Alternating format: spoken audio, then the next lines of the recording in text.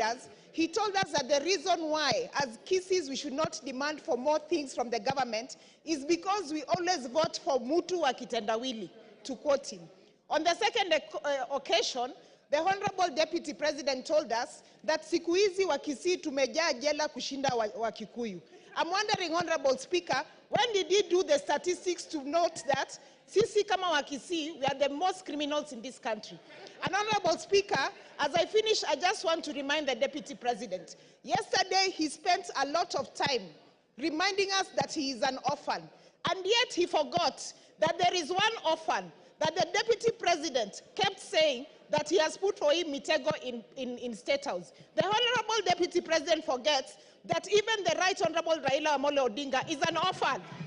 Why did he forget that he was putting for him Mitego? I just want to tell the Deputy President that because of the utterances that you make against people of Kenya, you must go, and you will go home. I thank you.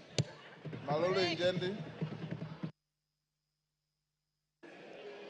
Thank you, Mr. Speaker. I arise to support this motion strongly. Mr. Speaker, this country has once suffered tribal clashes. Mr. Speaker, the Deputy President has been always talking about Central Kenya, Mlima, etc., etc. Mr. Speaker, whipping up the tribal feelings. Mr. Speaker, if we allow the Deputy President to continue holding that particular position in the country, Mr. Speaker, what will happen in this country is that most of these other tribes will feel domination of this particular community, will feel intimidation by this community, and they will rise up, gang up against the community of Central Kenya, not because they are liking it, but because of his sentiments and because of what he speaks. Mr. Speaker, this person has been in office for 2 years, but he appears not to have had the conscience to know the kind of office he's holding, and that's why he speaks the way he speaks of regions. Mr. Speaker, I wonder how. Order, honorable members, order. I wonder how a person holding that kind of office can keep on talking of Kuweka Miteko State House for people who did not vote for this government, not to enter, not to access. Mr. Speaker, because of Kuweka Miteko, kila mahali kwa kona State House has affected some of us when he was still very active in State House, blocking us from accessing State House. Mr. Speaker, the whole issue of shares, I want to tell people from Western Kenya, we are suffering from this because of his input and insisting, embarrassing the president. When he wants to help persons from West Kenya, he says those people don't deserve to have the share they're having in the government. Thank you, Mr. Speaker, I support. Robert Mbui. Robert Mbui. Yeah, thank you, Mr. Speaker. Being in leadership, I'll give you 5 minutes. Thank you very much, Mr. Speaker. Thank you very much. Mr. Speaker, I've noticed, listening to the arguments that have been passed here this afternoon, and also earlier in the morning, I've noticed that it's getting a little personal, and I'm feeling a little jittery, because I know the subject matter is a person who is a family man with a wife and children, and friends and relatives, and they're all listening. So I think maybe I will start by reading the Bible so that we can bring down the temperatures. Ephesians chapter 4, verse 32 says, "Be kind, compassionate, and forgiving to each other. Put aside all bitterness, losing your temper, anger, shouting, and slander, along with every other evil." Mr. Speaker, as a member of Azimio la Umoja One Kenya, I didn't believe in the leadership of Kenya Kwanza. I opposed it from the beginning. Mr. Speaker, I am vindicated now because I can tell the people of Kathiani that I said that this government is rudderless, is leaderless, is planless. And Mr. Speaker, is also merciless, because within a very short time, the center can no longer hold. Mr. Speaker, former Senator, now Governor James Orengo, famously said in Senate that governments eat their own people. Former leader of majority of the National Assembly, Duale, eaten by his government, now he's also a CS. Former chair of budget of this National Assembly was eaten by his government. Today is the majority leader. I don't know. We are now eating Rigiji. Where will he end up? Mr. Speaker, I have an issue of concern, Mr. Speaker. Yes, majority leader. Honorable Speaker, is a deputy leader of minority to assert that I was eaten by my own government, Honorable Speaker. Whereas he knows I was never eaten by any government. I only stood firm against tyranny. I stood firm against the bullying that I experienced under that regime. The same bullying I have stood firm against a deputy president today who has been bullying members of parliament. And I have only put my chest forward to defend the rights of all these members, including the Honorable Robert Mbui, who was, Honorable Speaker, when the Deputy President visited Kathiani. He said to the Honorable Mbui that these Kambas are too few. They can never make a president. Kalonzo can never be anything. How can you defend a person who has disdain for Kalonzo Musyoka, a former vice president of this country? Mbui. Robert Mbui. Thank you, Mr. Speaker. You know, I love the passion and the humor in the majority leader. But Mr. Speaker, I'm also impressed by the energy that I've seen in this house, the vigor, the passion from morning. I mean, it is a first bill, or rather it's a first motion, where this house has gone up to public participation in the constituencies. Mr. Speaker, I only wish that the energy that we are expending here to send a question to all Kenyans about one individual was being used to fight the issues that are failing us in our education, in our health sector. People here, the cost of living has gone too high. People have no jobs. Mr. Speaker, those are the things that this House should passionately deal with. But Mr. Speaker, for a whole day, and from, I don't know, even the last week or 2 weeks, to deal with one matter, Mr. Speaker, I think that we are losing direction. And it is important, Mr. Speaker, that we deal with the things that are affecting our people. Because, Mr. Speaker, if you look at the education sector, I talked about it here the other day. We don't even have classes for grade 9 going into JSS. Mr. Speaker, the funding model for university has failed. Mr. Speaker, the insurance sector, NHIF, is having a problem, Mr. Speaker. How then do we spend taxpayers' money and time to come and deal with a matter of one single individual, Mr. Speaker? Now we are told that this person, Mr. Speaker, is a tribalist. But Mr. Speaker, those comments that he made, yesterday he made it very clear. And I was shocked. I was very shocked, Mr. Speaker, yesterday, to realize that in fact Kenya Kwanza was actually a company that is limited by shares and that people negotiated shares for themselves. The mover of the motion is a member of MCCP. MCCP negotiated shares for Lower Eastern. Mr. Speaker, because we had 2 cabinet secretaries in this government. Now, Mr. Speaker, we only have 1. And I'm telling you, Mr. Speaker, actions speak louder than words. The Deputy President may have said that he is a shareholder and there are issues about his community, but if you look at the appointments that are being made in Kenya, then you will realize that the person of the President himself is the one who is the biggest tribalist, Mr. Speaker, because he's appointing people from his own community for every position. Mr. Speaker, if we have to find a situation where a school has failed, you do not fire the deputy principal. You get rid of the principal. Our problem is not the deputy. It is the head himself. Farah. Thank you, Mr. Yes, Farah. Mr. Speaker, I was standing. Order. Mr. Speaker. Order. Mr. Speaker. Robert Mbui, you are normally more decent than that. This is a house of. Oh, Mr. Speaker, protect me. Mr. Speaker, my point of order is this. This is a house of rules. This is a law-making body. This is the place where our Constitution itself was passed. You cannot bring, talk about a president or even any other head of state of a friendly country without bringing a substantive motion. So you cannot discuss the conduct of the president. And by the way, I want to correct you. You might... Point is out of order. Your point of saying that governments eat their... Take your seat is out of order. Kahangara? Yes, use my...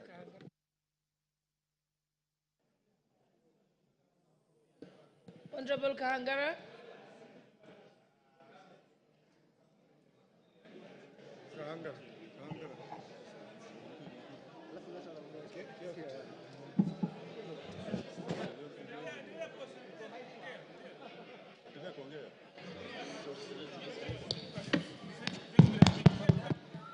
Thank you, Madam Speaker. Hold on a second, they're going to put for you the mic. Clark, just yes, I can see the mic. Take the one next to Mheshimiwa Fulamu. Take that one, yes.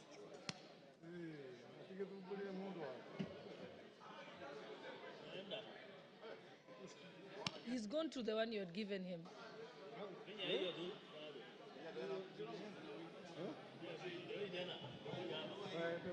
Okay, thank you very much, Madam Speaker, for giving me an opportunity to contribute to this motion. And I want to say that from the onset, I am in support of the motion, the special motion for the impeachment of the Deputy President of the Republic of Kenya. Madam Speaker, let me say that this country, Kenya, is a country that is is led by a constitution, by laws, and a country that is led by of democracy. In this country, elect their leaders, and after elections, for people to assume office, they take an oath of office where they say that they are going to respect the constitution, they are going to protect the constitution of this country. Mr. Speaker, when the Deputy President took oath of office, he promised that he was going to respect the constitution of Kenya. In his responsibilities, we are told that the President is a symbol of national unity. He's the one who is supposed to be uniting this country and also to respect the diversity of the various communities and tribes in this country. In the same constitution, it says that the Deputy President is the principal assistant to the President. So if he is the principal assistant to the President, meaning that he performs the duties that are performed by the President. Mr. Speaker, I want to say that the Deputy President has gone around this country talking about shares, meaning that he has put all the tribes of this country into coalition. And I want to thank the member who brought this particular motion, because we are saving this country from somebody who is, I would call a suicide bomber, somebody who is ready to die, somebody who wants to die with Kenyans, and we want to say that we are ready to fight tribalism, ensure that this country continues in... Your time is up, Kahangara Kasheri.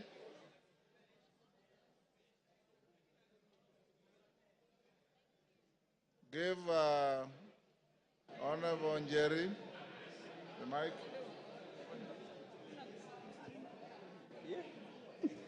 Thank you, Honorable Speaker.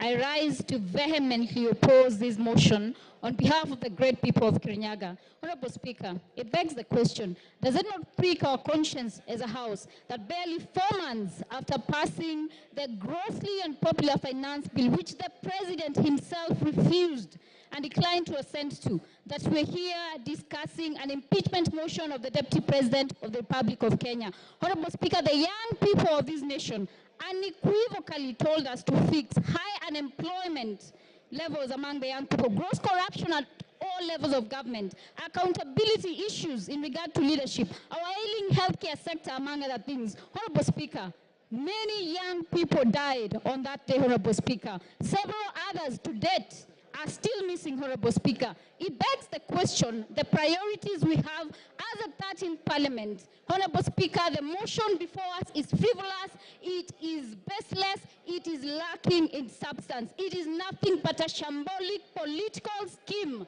to hang the truthful man for merely being truthful. Honorable Speaker, we must redeem the 13th Parliament, Honorable Speaker.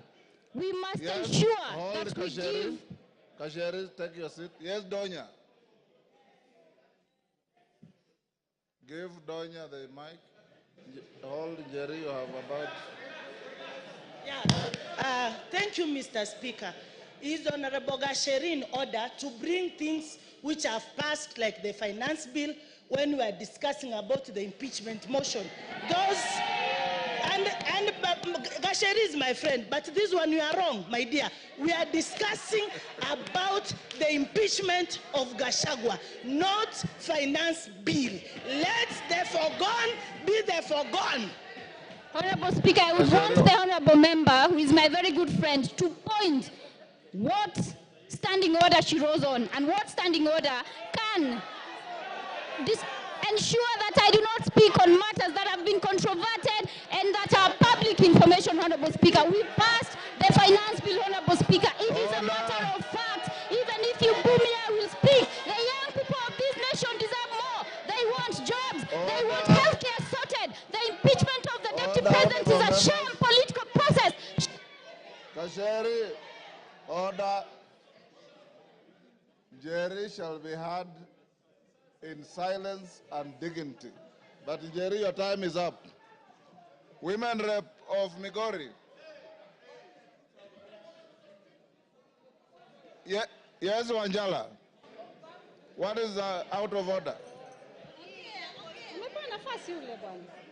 Give Wanjala. Thank you, Mr. Speaker.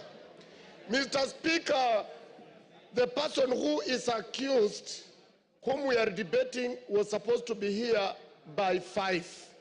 It is 7 minutes past 5. He actually is. Mr. Speaker, can we bar him from coming because Order, he's late? Wanjala, he's already here. Yes. Migori Women Rep. Give to Fatuma.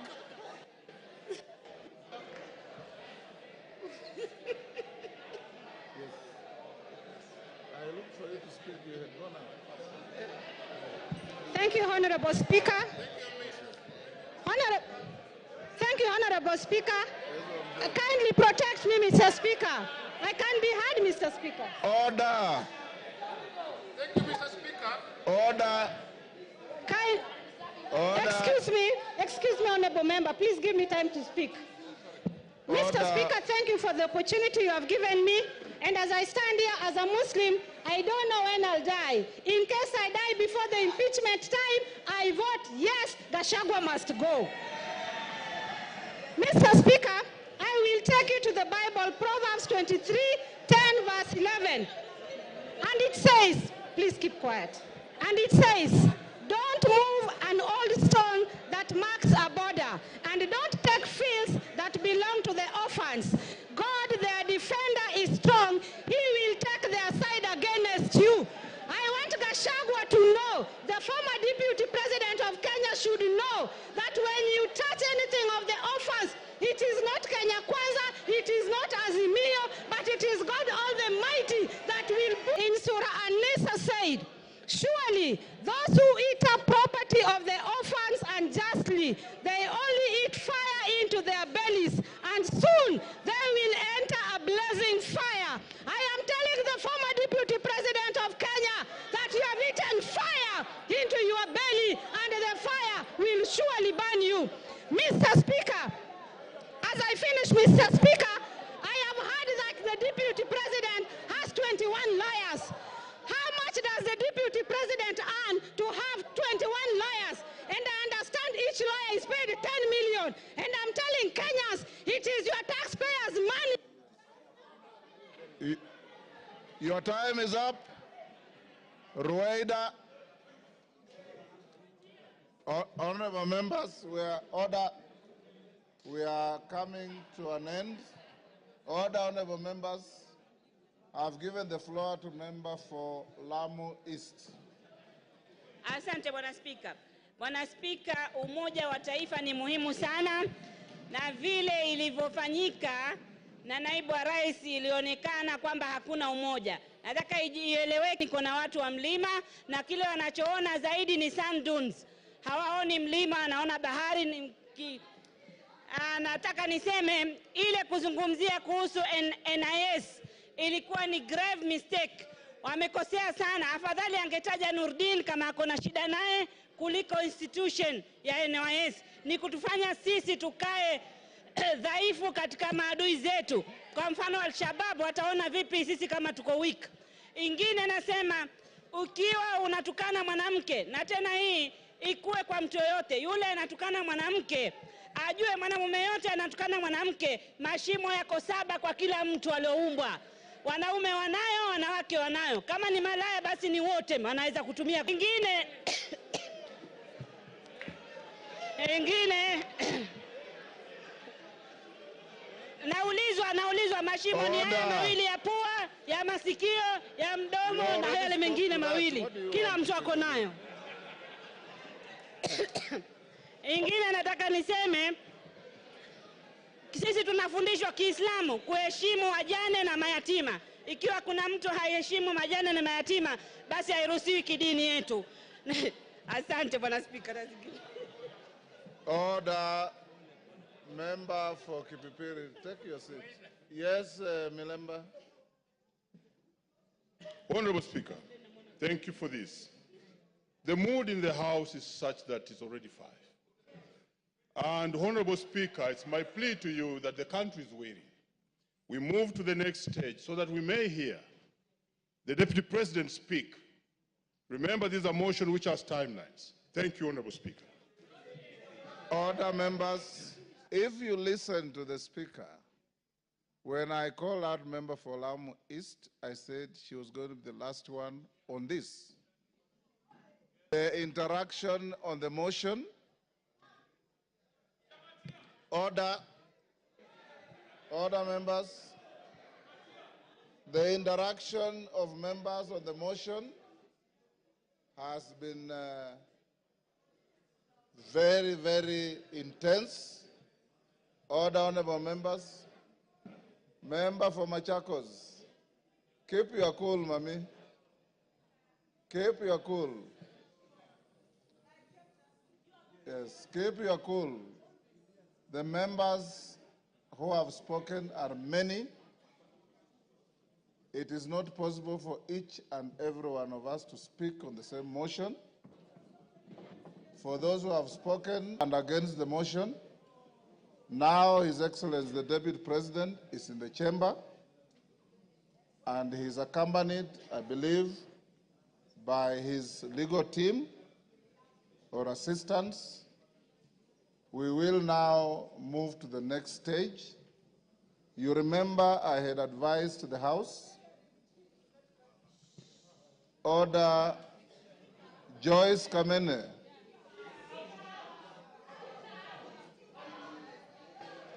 This is not a moment where the Speaker can exercise the option to exclude you from proceedings, but I know you differently. You are normally a very dignified person. I don't know what is the problem today. I want to urge the House that as we move to this stage, you remember we said at 5, the Deputy President had been assigned 2 hours in accordance with the standing orders. The standing orders say not more than 2 hours. So he may exercise to spend the 2 hours or less as he wishes.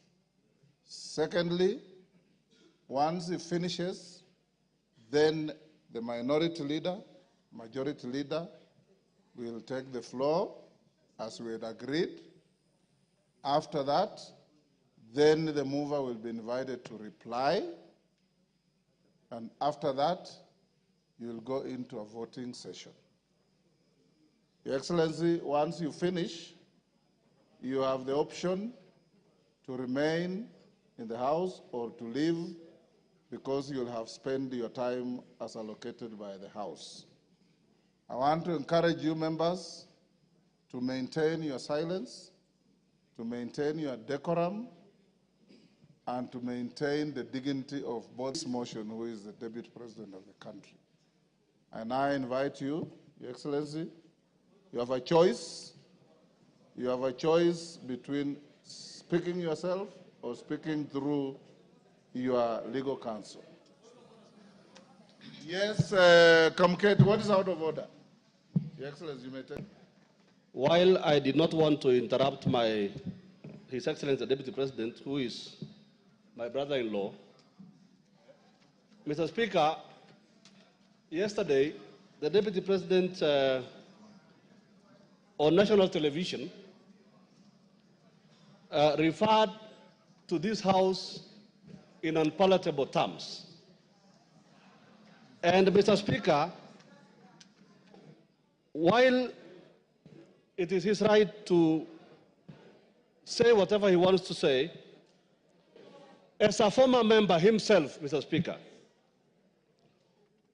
would I be in order, Mr. Speaker, that the Deputy President, as a precursor to his speech, apologizes to this House?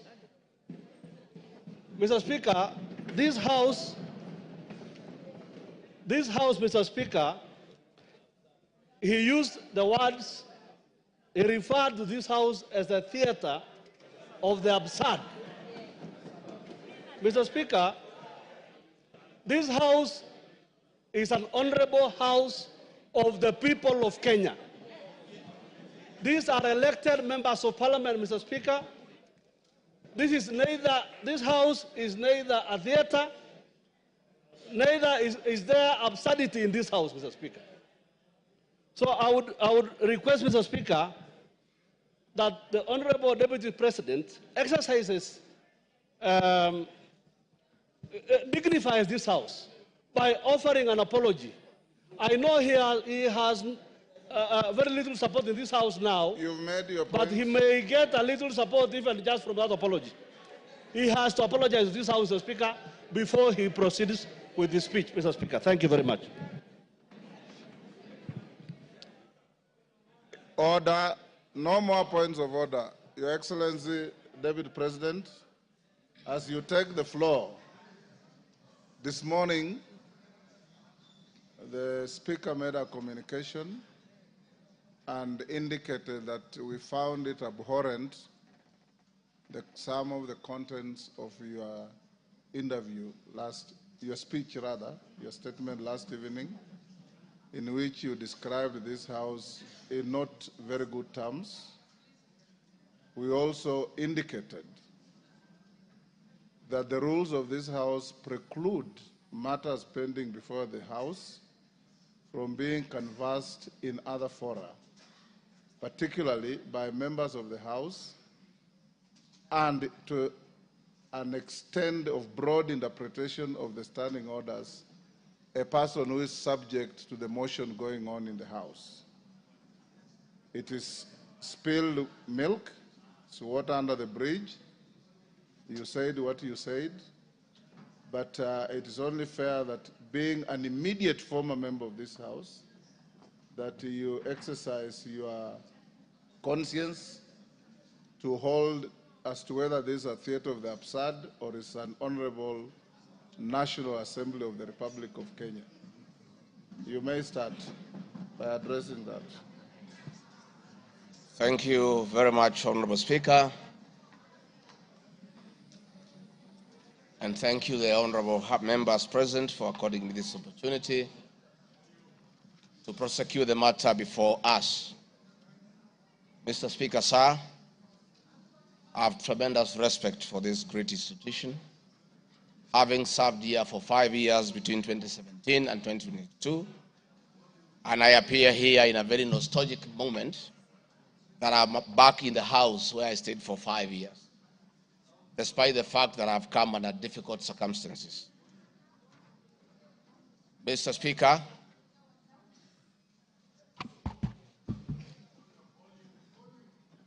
maybe the sound people, is that okay now?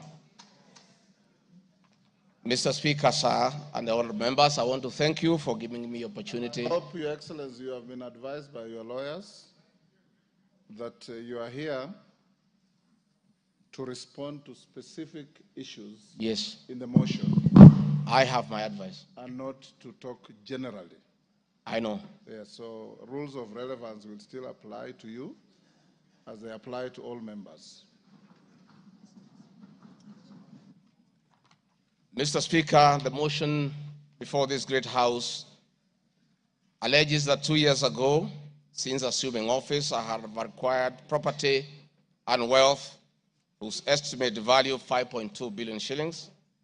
A significant number of properties to which this sum of 5.2 billion is erroneously and maliciously attached belongs to my late brother, the late Honorable James Rigathi Gachagua, and as demonstrated by his will, a copy of which is attached. The fact as follows. Olive Garden, my response.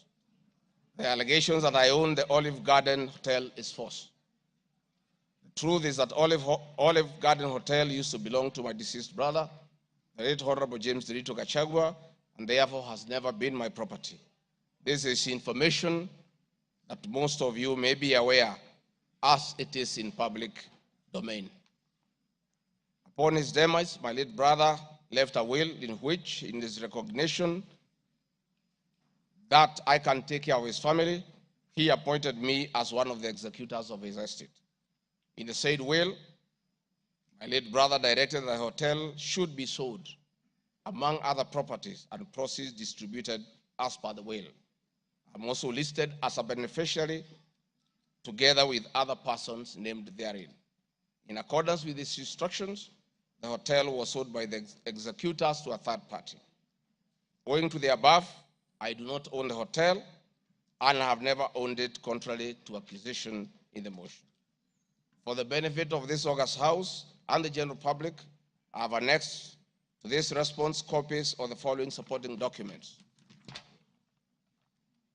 my late brother's will, sale agreement dated 17th May 2023, an official search for Olive Garden Hotel Limited. Mr. Speaker, Vipingo Beach Resort just belongs to the estate of the late James Rigathi Gachagua. For the benefit of this House and the general public, I have attached annexed to this response copy of the official search for Vipingo Beach Resort Limited, confirming that the hotel is still in the name of my little brother's estate. Queen's Gate Service Apartments. Queen's Gate Service Apartments, registered in the name of Vipingo Beach Resort Limited, was sold to Cooperative Bank of Kenya Limited, Staff Retirement Benefits Scheme, as evidenced by the agreement for this dated 4th May 2022 and a transfer dated 5th October. Land parcel Ruguru Kiamariga 2023 in Madeira East constituency, which have originally constructed a helicopter landing facility. My response is, I do confirm that I own the above reference property, which is approximately 2.5 acres in size, and which I have planted napier grass for my dairy cows. I purchased the land in the year 2023 for 3.5 million from farm proceeds coming from my dairy farm. I have read through the motion, and there is no iota of evidence adduced of the impropriety in the way I acquired this more particular parcel on the motion. This part is also false. I attach a copy of the agreement for purchase of this property marked Annexure RG7. 40 acres of land purchased in Kakuret within Kabraine in Nyeri County. My response: I confirm that I own a property, having bought it in 2015, a time when I was not a state officer. I had not even been elected as Member of Parliament from the Honorable Joroge Wainaina, Member of Parliament for Kenny, who is present in this House, or I'm not sure whether he's present. Therefore, this property I purchased 10 years ago, and not 2 years ago during my tenure as Deputy President, and as indicated in the motion, the allegation is false. I have read through the motion, and there is no iota of evidence adduced of any impropriety in the way I acquired this property. For the benefit of this august House and the general public, I have annexed to this response copy of the agreement for sale and purchase of this property marked as Annexure RG8. 80 acres of land in Meru County. For the record, I wish to confirm that I do not own 80 acres of land in Meru. This allegation is false. However, in the spirit of full disclosure, I would like to confirm that I have purchased 29 acres of land in Meru, the land of my mother, which I bought on around 9 February 2024 through a loan granted to me by Solution Circle Limited, which I am a member. This said circle has a charge registered against the title, which it continues to hold as security until I fully repay the loan.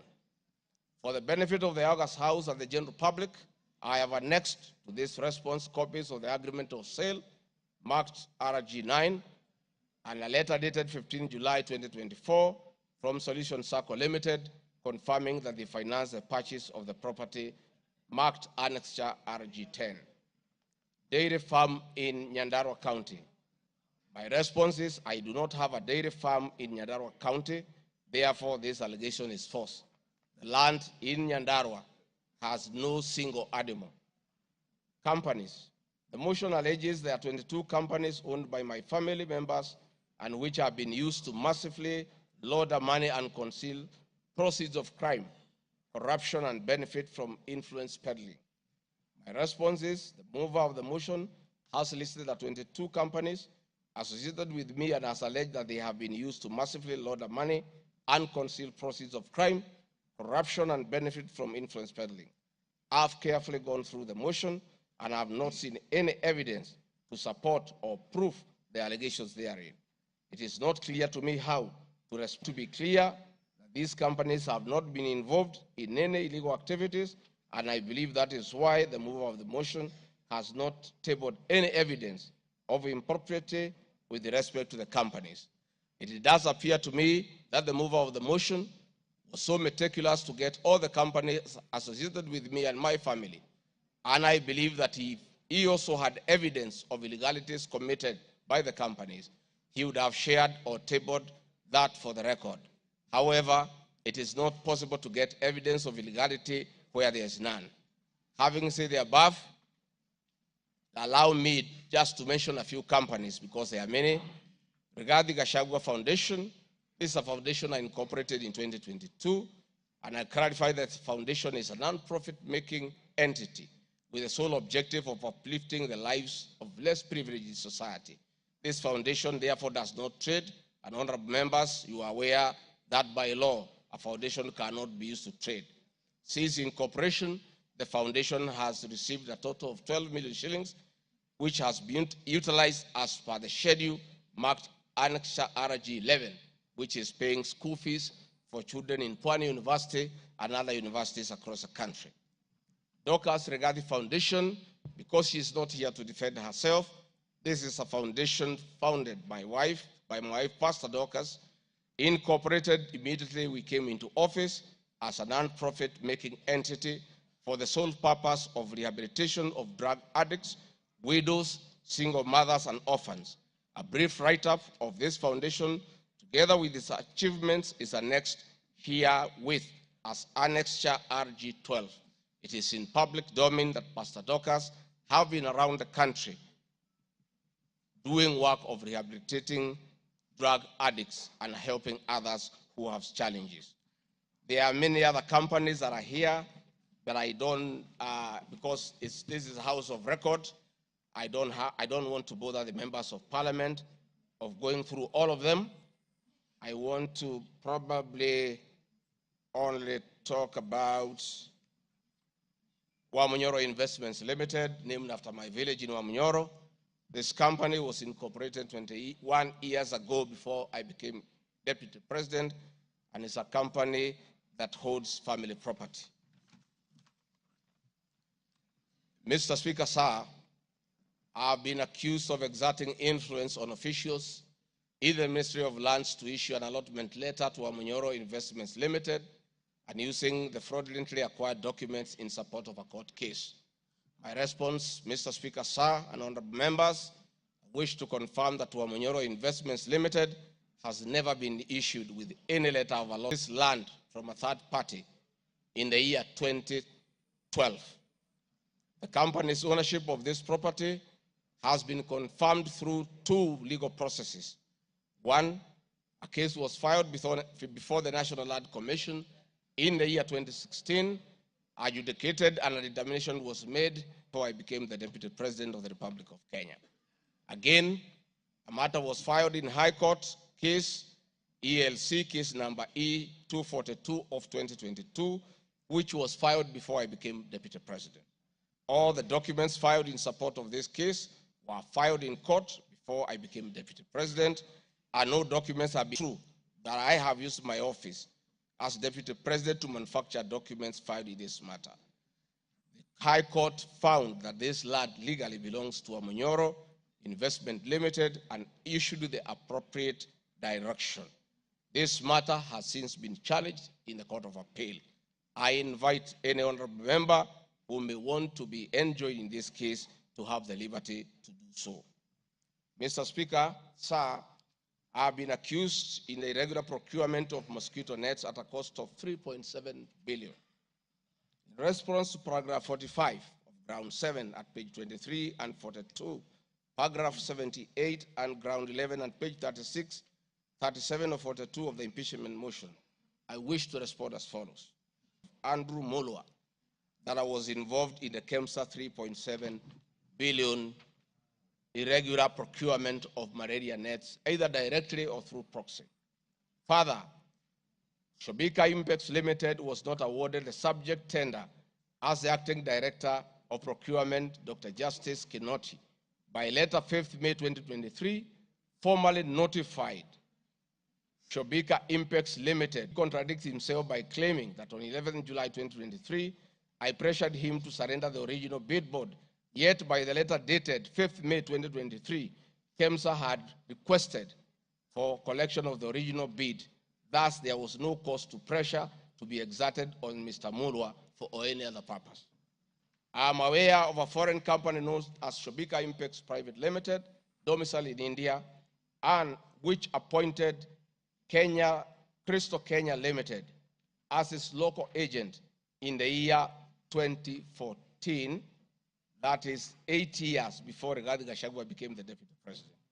To date, Crystal Kenya Limited has complied with the agency terms between itself and Shobika Impacts Private Limited, annexed hereto and marked as Annex RG18 in an appointment agency letter by Shobika Impacts Limited in the year 2014.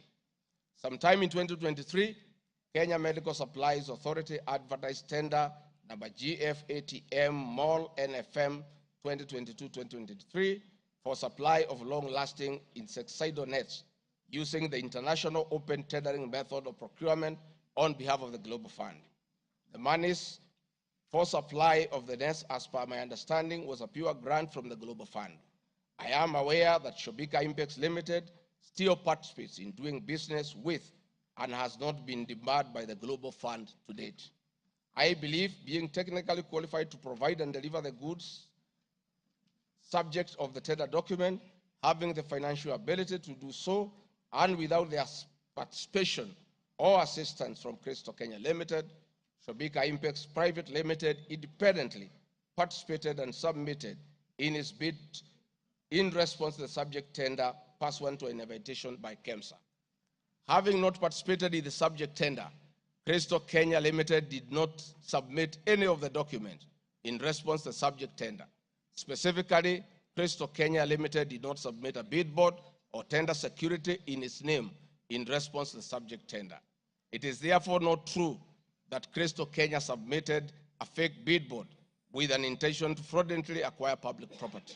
It is also not true that with my sons I used Crystal Kenya to massively launder money, conceal proceeds of crime, engage in corruption, and benefit from influence peddling. Subsequently, by the letter 5th May 2023, KEMSA notified Shobika Impacts Limited that it was not successful because the tender security was not paid from the procurement office immediately. Annexed hereto and marked Annex RG19 is a said letter by KEMSA dated 5th May 2023. However, EACC commenced investigations of the subject tender, and on conclusion of the investigation by EACC and the Senate on the subject tender, KEMSA CEO Terry Ramadhani, who had been suspended on this issue, was appointed Kenya's Deputy High Commissioner in New Delhi, India by President William Ruto. Thereafter, Crystal Kenya Limited, a Shobika Impacts Limited agent in Kenya, followed up in the release of Shobika Impacts Private Limited's bid board tender security on behalf of Shobika. Annexed hereto and marked addressed to Crystal Kenya Limited, together with a letter of even date confirming that Crystal Kenya Limited had authority to collect their bid board. KEMSA was mandated to immediately release the bid board tender security upon determining that Shobika Impacts Private Limited was unsuccessful in the subject tender, and that is why they requested that the same be collected from its procurement office.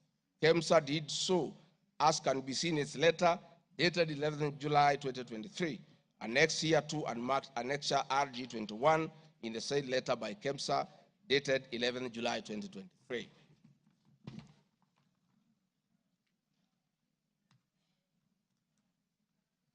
Mr. Speaker, noting that Shobika Impex Private Limited was not successful, it did not supply any goods, and it did not receive any public funds in payment thereof with respect to the subject tender.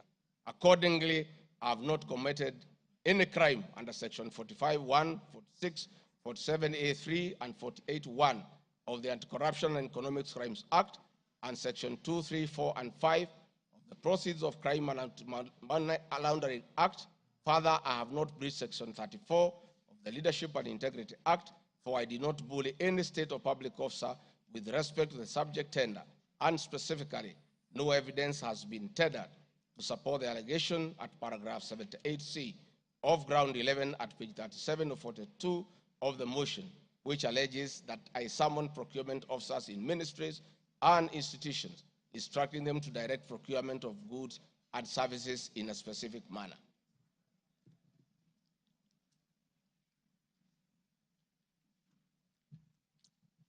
I have been accused of unnecessary and expensive renovation of the official residence of the Deputy President in Karen and Mombasa. Mr. Speaker, firstly, I would like to state that funds for the renovation of the official residence were approved and allocated by this Honorable House based on the fact that the premises had been neglected for a very long time when Dr. William Ruto was Deputy President. It cannot be fair that this House would proceed to impeach me because of an action that these honorable members have approved by way of appropriating monies for the renovations. Mr. Speaker, the contract for the refurbishment of the official residence of the Deputy President, dated 22nd December 2022, was signed by Honorable Katole Metito, the Controller of State House, Office of the President, and Agrobic Investment Limited that was awarded the tender, because the Controller of State House at that time was the accounting officer in charge of the Office of the Deputy President. The report of the Auditor General, Mrs. Nancy Gadongo, dated 24th January 2024, on the Executive Office of the President for the year ended 30th June 2023, gave the opinion confirming that due compliance with the Public Finance Management Act 2012, the report is annexed herewith and marks as Annex RG 23. I would also like to add that the Deputy President, as Deputy President, I'm not involved in procurement processes of my office, whether directly or indirectly. Statesman Limited, which undertook the renovations. I do not know the directors and the company. I did not participate in the tendering or supervising of the same. The motion dated 26 September 2024 alleges that on 29 January 2023, 45 million Kenya shillings was transferred to Bayani Enterprises Limited, which is alleged to be a special purpose vehicle used by me to siphon public funds. No evidence whatsoever is contained in the motion showing that the said company is in any way connected to me or that I have any beneficial interest in the said company, which I am neither a director or a shareholder. I categorically refute the allegation, which is false and unfounded. Mr. Speaker, I would also like to confirm Agrobrick Investments Limited, and I do not know its shareholders or its directors. Mr. Speaker, there is an allegation of dubiously acquiring substantial portion of the sum of 100 million paid to Lusona Events Limited. My response, Mr. Speaker, is just like in the above other matter. I have read the motion, and I would like to state that there is no evidence that this company is linked to me. I wish to categorically state that I have no beneficial interest in the said company, and neither am I affiliated in any way to the directors and shareholders of the said company.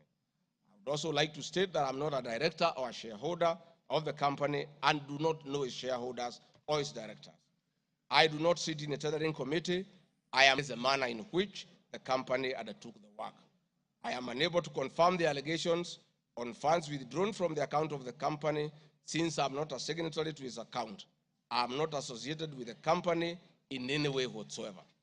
Mr. Speaker, the motion dated 26 September 2024 claims that I am reasonably suspected to be the principal beneficiary of the dubious transactions.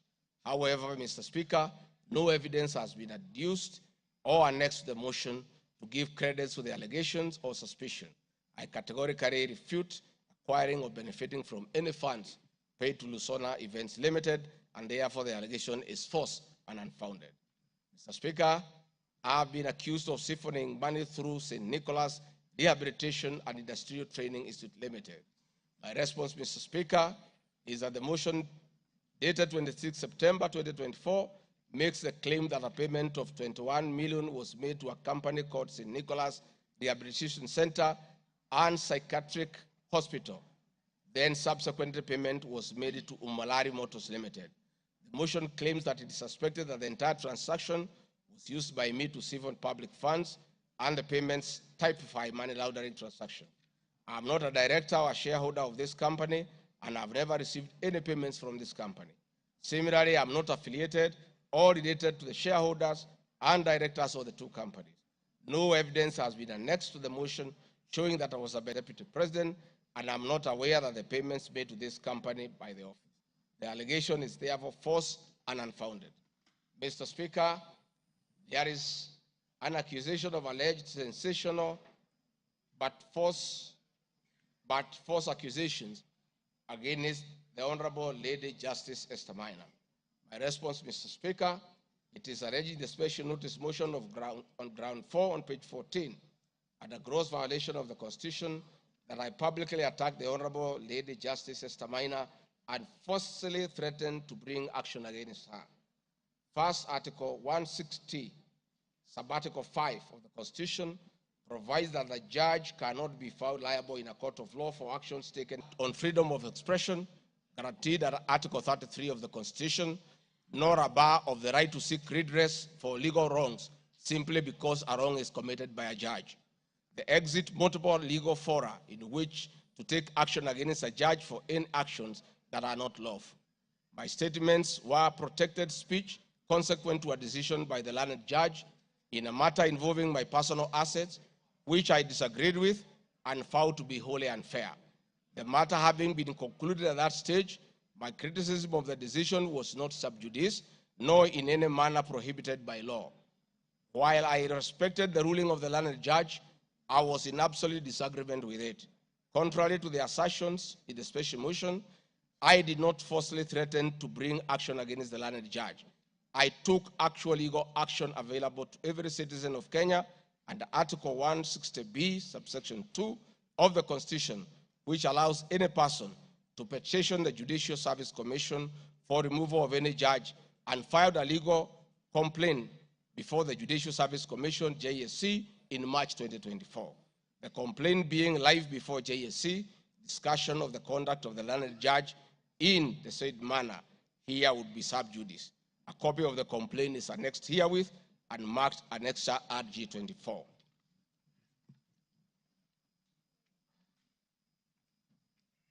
Mr. Speaker, I have been accused of diverting materials meant for construction of Kilifi Malindi Highway to tarmac a private road. Vipingo Beach Resort is registered in the name of the estate of my late brother, Honorable James Gachagua. Number two, the facts are as follows. King Charles III visited Kenya between 30th October 2023 and 30th November 2024. During his state visit, one of the designated places where King Charles III was to visit was Kuruitu Marine Conservancy, which shares a road with Vipingo Beach Resort. I have annexed a copy of the program for the state visit to Kenya by King Charles III, marked as Annex RG25, which at page 13 on items 63 and 64 shows his departure and arrival at Kuruitu Marine Conservancy. There are several media reports confirming the visit by King Charles III to Kuruitu Marine Conservancy. I have annexed extracts of the media reports by the Star newspaper dated 7 November and by African News marked as Annexure RG26. My understanding is that the road to Kuruitu Marine Conservancy was upgraded in respect of this visit, which also to benefit the local community, including amenities like Cheriani Secondary School, Cheriani Primary School, a mosque and a public market as part of the corporate social responsibility. I wish to point out that the alleged road, that is Takaungu Shariani Vipingo, is a public road and not a private road leading to any property associated with the Deputy President, but a public road. Mr. Speaker, I've been accused of undermining the President and the Cabinet by allegedly making contradictory public statements from the position taken by Cabinet regarding the evacuation of the people residing along the Nairobi River. My response, Mr. Speaker, is that Article 147 of the Constitution provides that the Deputy President shall be the principal assistant of the President and shall deputize the President in execution of the President's functions. Article 28, which states that every person has inherent dignity and the right to have the dignity respected and protected. Article 29C, Mr. Speaker, states that every person has the right to freedom and security of the person, which includes the right not to be subjected to any form of violence from either public or private sources. Section 15G1 of the Land Act states that notwithstanding any provisions to the contrary in this act or in any other written law, all eviction shall be carried out in a strict accordance with the following procedures. Be preceded by proper identification of this taking part in the eviction or demolitions. Be preceded by the presentation of formal authorizations for action. C, where groups of people are involved, government officials or their representatives be present during an eviction. D, be carried out in a manner that respects the dignity, right to life and security of those affected. E, include special measures to ensure effective protection to groups of people who are vulnerable, such as women, children, the elderly, and persons with disabilities, including special measures to ensure that there is no arbitrary deprivation of property or possessions as a result of the eviction. This includes mechanisms to protect property and possessions left behind involuntarily from destruction, to respect the principles of necessity and proportionality during the use of force, and give the affected persons the first priority to demolish and salvage their property. Critically, our Constitution provides at 147(2) that first the Deputy President shall perform the functions conferred by this Constitution and any other functions assigned by the President. Pursuant to Article 3 of the Constitution, I, as well as every other citizen of Kenya, and state or public officers have an obligation to respect, uphold, and defend this Constitution in performing any of my functions. This, the national values and principles of governance contained in Article 10 of the Constitution, by those state organs, public officers, and all persons, including myself as Deputy President, wherever we make or implement public policy decisions. In addition to this matter, Mr. Speaker, these national values and procedures include the rule of law, democracy and participation of the people, human dignity, equity, social justice, inclusiveness, equality, human rights, non-discrimination, and protection of the marginalized. Adherence to these principles become extremely important when we, as state officers, are contemplating legal evacuation of citizens with a duty to avoid inhuman forced eviction that will be contrary to our Constitution and international law.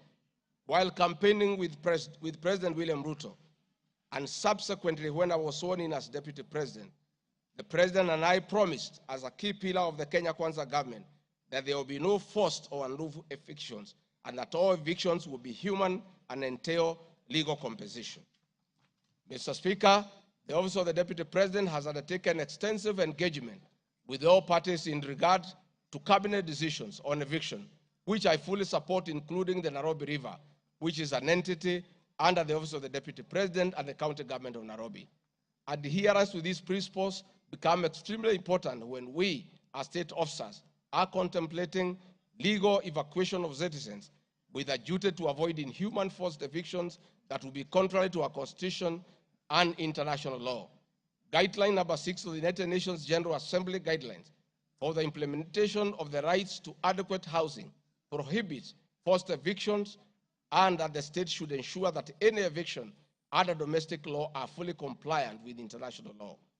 The guidelines further require meaningful engagement with communities to ensure that the rights of residents are implemented cooperatively without the need for eviction procedures or police enforcement. Of government directives on the eviction, save for the fact that on being informed that the persons residing along Nairobi River would be evicted and paid 10,000 shillings only, which I and many other Kenyans felt was inadequate compensation for eviction. I insisted that the government should abide by the constitutional dictates and international norms while implementing any cabinet decisions, including eviction, and maintain the dignity of the citizens of Kenyans facing eviction.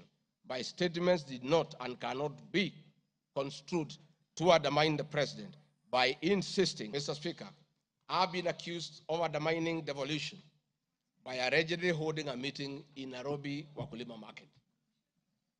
The motion alleges that on 28 September 2024, I unlawfully interfered with the running of the Nairobi City County government by holding a public rally where my response, Mr. Speaker, is that the motion alleges that on 20 September 2024, I unlawfully interfered with the running of the Nairobi City County government by allegedly inciting citizens against lawful directives. Article 6.2 of the Constitution provides that the government at national and county levels are distinct and interdependent and shall conduct their mutual relations on the basis of consultation and cooperation. This being the case, it cannot be said that there is a violation of the Constitution when someone from the national government makes a comment on matters relating to county governments. The traders had sought me out to intervene and request the governor on their behalf to dialogue with them and seek a solution to the grievances with regard to the relocation of markets.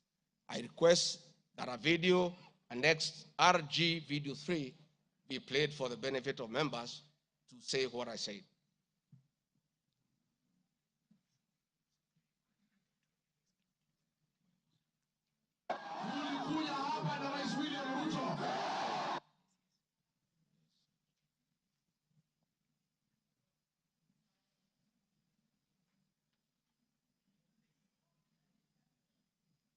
Please play the video for us.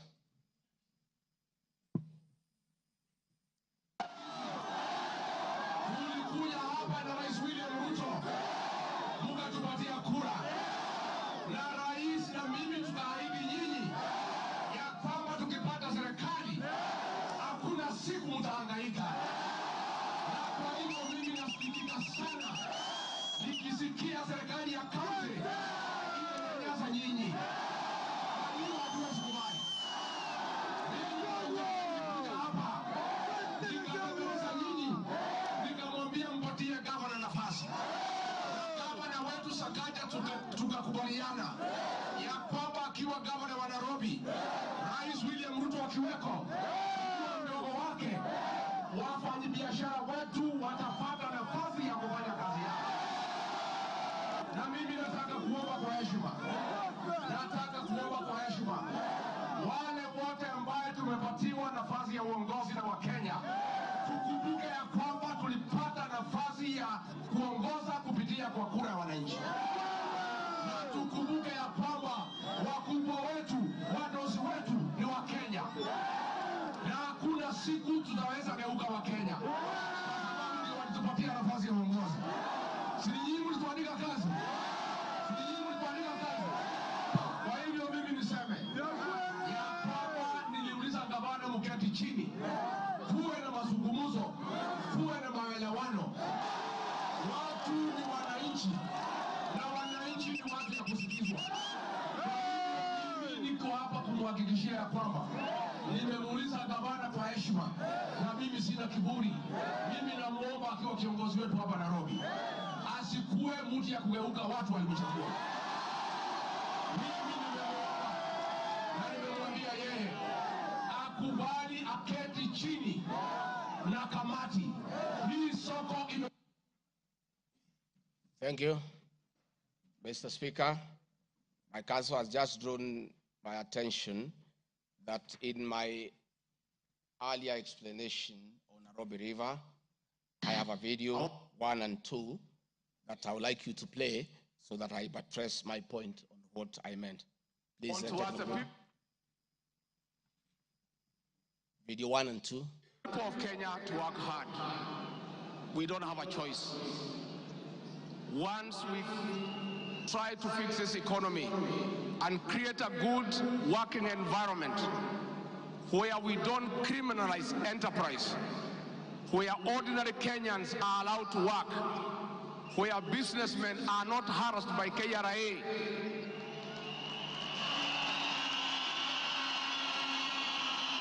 where we will never again be touched by overzealous public servants,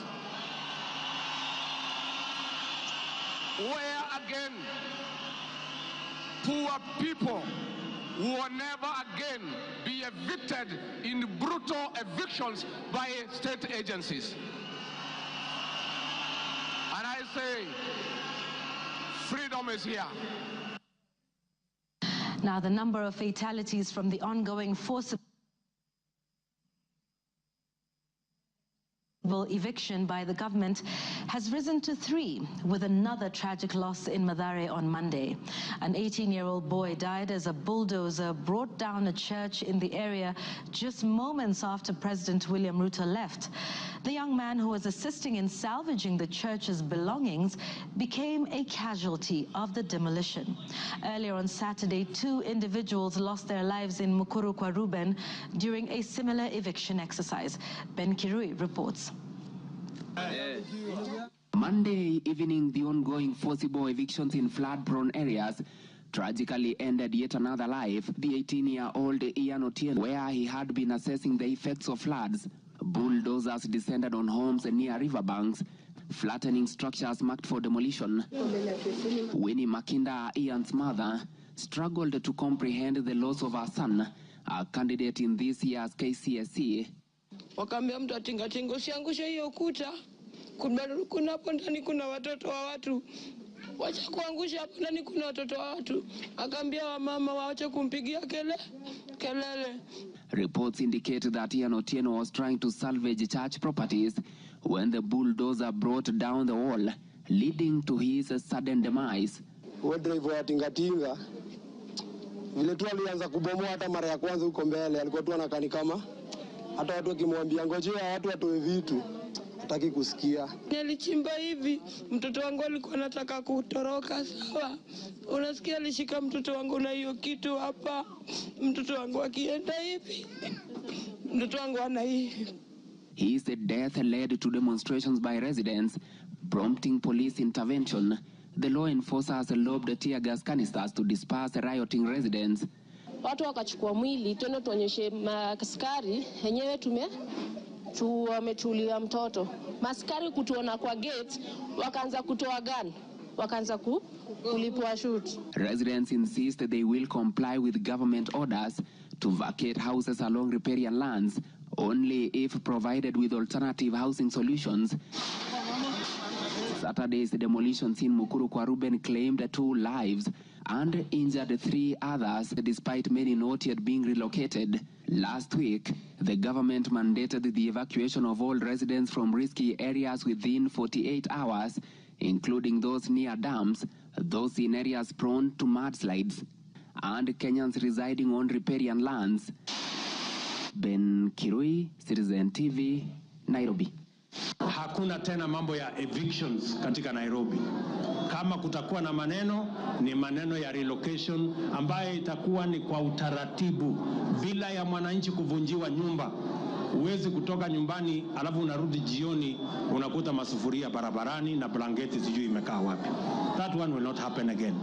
We want to make sure that we are an orderly, humane society that respects the right of everybody, irrespective of who they are or irrespective of their financial status. We are all equal before the Constitution. Tumekubaliana watu wa Nairobi? Vijana tumekubaliana? Thank you, Mr. Speaker. That was President William Ruto talking the same language as his deputy, that brutal and forceful evictions have no place under this administration. We have seen a video of brutal eviction. We have seen young children crying in tears. The deputy president is being accused of undermining his boss by just doing what his boss said, that we should never forcibly, brutally evict the people of Kenya. Mr. Speaker, the leadership of Nairobi business traders approached me sometime in March 2024 at the official residence to discuss multiple issues affecting business and requested engagement in the solution and intervention on these issues. Consequent to this meeting, I directed that short, medium, and long-term strategies be undertaken, coordinated by the Office of the Deputy President, to address the issues raised that cut across various agencies, including KRA, Kenya Post Authority, Anti-Counterfeit Authority, Kenya Bureau of Standards, National Police Service, and the Kenya Copyright Board. On 11th April 2024, the Small Traders and Government Agencies Technical Committee, coordinated by my office, held a meeting to discuss issues raised by the small traders, including Mudhurwa Market, attended by the Office of the Deputy President staff, in a supportive role in keeping with the draft framework of cooperation and engagement between the government, the Nairobi City County Government, and Nairobi business traders. Subsequent this, Mr. Speaker, is clear that my office have been having meetings with the Governor of Nairobi on various matters affecting the people of Nairobi, and hence the Deputy President cannot be accused of undermining devolution. Mr. Speaker, by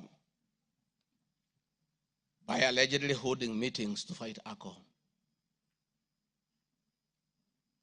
I'm sorry, Mr. Speaker, if the House took it that I say the House is a theater of the absurd. I was talking about this specific charge of undermining devolution by holding meetings to fight alcohol to be discussed in this House. That, to me, is what I thought that moment. If it's 5 minutes or 10 minutes, that would be the theater of the absurd. I did not attribute in any way by trying to demean this House that I sat for 5 years, by calling it the theater of the absurd. But this particular charge, Mr. Speaker, drug and alcohol problem in Kenya has been on the increase, and many of our youth have become addicted to alcohol and their lives destroyed because it causes them to drop out of school and start engaging in petty crime to look for money to buy alcohol. I'm a strong advocate for youth rehabilitation from alcohol and substance abuse, which I continue to encourage and support in order to save our future.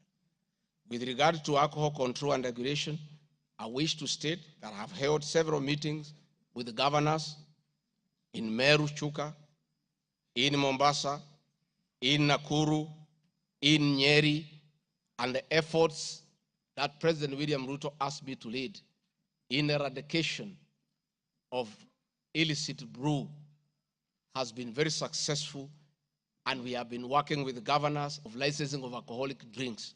If there is one program that has had the best working relationship between county governments and the national government, it is this particular program. I'm a bit emotive about illicit alcohol because I lost my brothers. One who was a medical doctor to alcohol, another who was a farmer to alcohol. I take it passionately. I don't know who complained about this particular charge.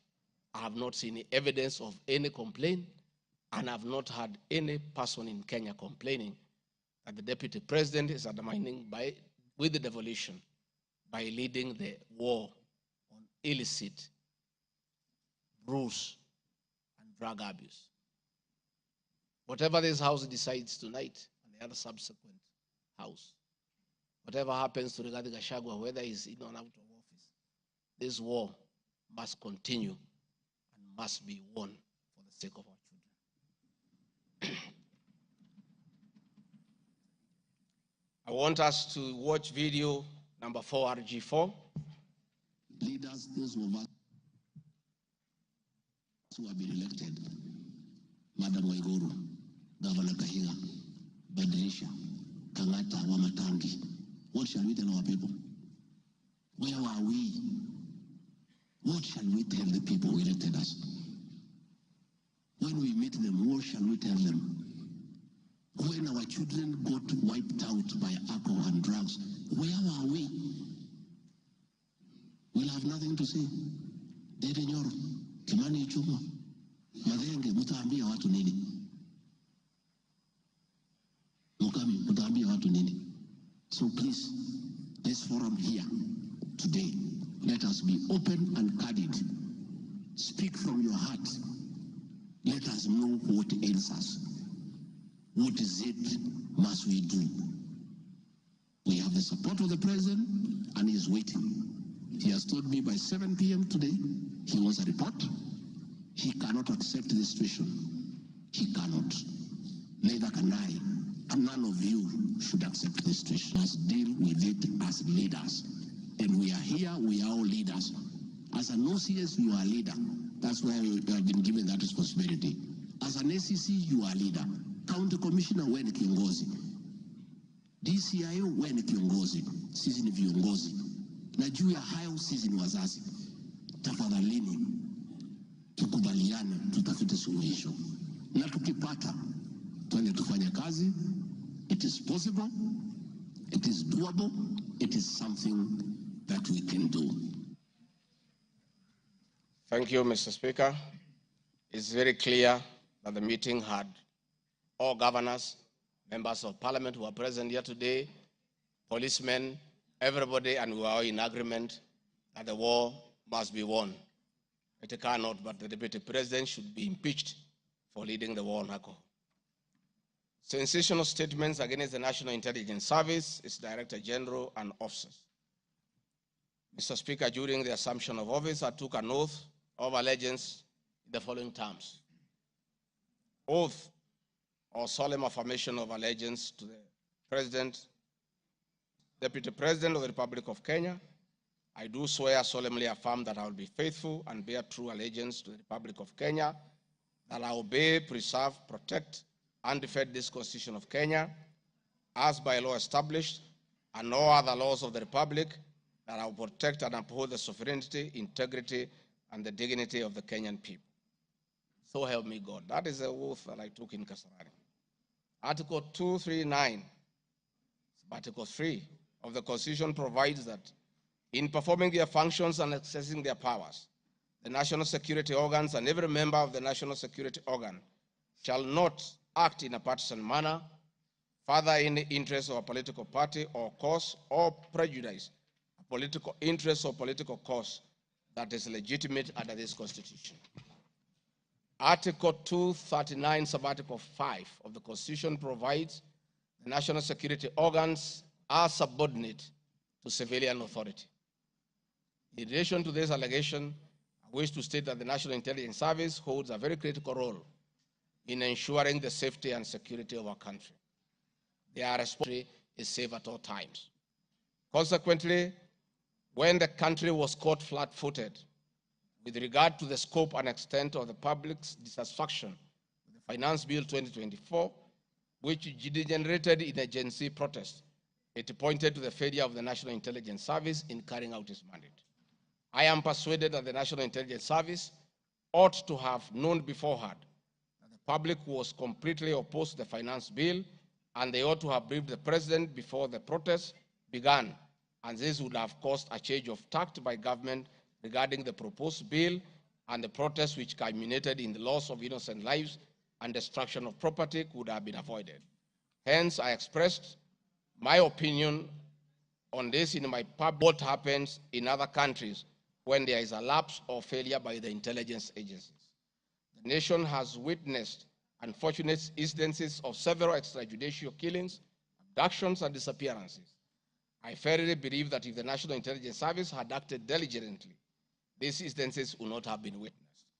Under the Constitution, the government agencies are supposed to be accountable to the Kenyan people, including the National Intelligence Service, and calling them out when a dereliction of duty does not amount to undermining them. I am also aware that the Kenya Kwanza government has been at the forefront in calling out officers who do not seem to understand their work. Recently, my boss, the president, publicly complained that there are some PSs and CSs who did not seem to understand their role. Please play for me video number 5, RG5. On President William Ruto has today described some members of his cabinet as utterly clueless and uninformed about the dockets they occupy. And in a sign of trouble for cabinet secretaries, the State House gates were shut for those who arrived late, with both President Ruto and his deputy Rigathi Gachagua House Nairobi left little doubt on President Ruto's disappointment with a vast section of his 22-member cabinet.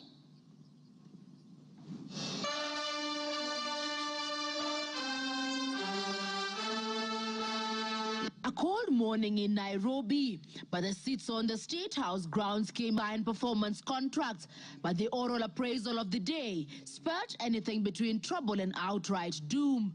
If you cannot keep time with your employer, you have basically dismissed yourself. I mean, it's just as simple as that.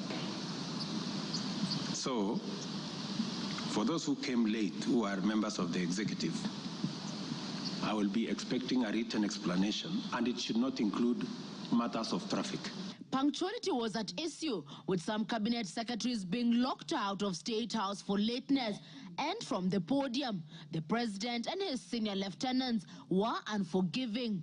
Niona watu wale wamechelewa, nikaona rais unaniona ninamjua. Nikaona uso yake nikajua hapa kimeumana. Sababu leo ni siku ya performance contract. Ile siku muhimu sana ya kuja kuweka. Na wewe umefika pale, rais amekaa. Tayari amekaa na ndiye rais wa Jamhuri ya Kenya. Wewe umechelewa ukiwa kuona nani? Who else have you gone to see? One of the things we need to learn in our performance contract is to beat the traffic. For the 19 cabinet secretaries, President Ruto and his deputy Rigathi Gachagua issued a blistering assessment of the performance of the cabinet members. Many of you, the people I speak to, don't even know what is going on in your ministries or departments. You have very scanty information. You in your ministry, then you must begin to understand that something is very wrong. How do you run a ministry or a department or a parastatal if you have no information? That is the highest level of incompetence. Those of us who came with the president from the political space and who are his friends, and we assisted him to become president. Once he gives us a job, that is the termination of that friendship. The friendship with the president will be based on nothing but performance. From travel habits to basic work ethic and even media appearances, it was a brutal ground zero appraisal for the cabinet. Why do you have to honor every invitation that you have been given to every country? Your Excellency, at times we have tried to hold cabinet committees, we can't. 5, 6, 7, 8 ministers are out of the country.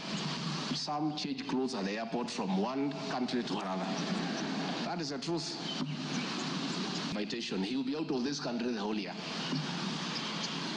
You just have to decide what is useful and other things you can leave to our ambassadors out of the country. So when you hear my deputy saying, find time, travel, but travel and see the people who have hired us, you know, feedback from the public. We have done so much as an administration, but the information is not out there. Our ministers are quiet. They are called for TV interviews, they don't show up to say what they have done.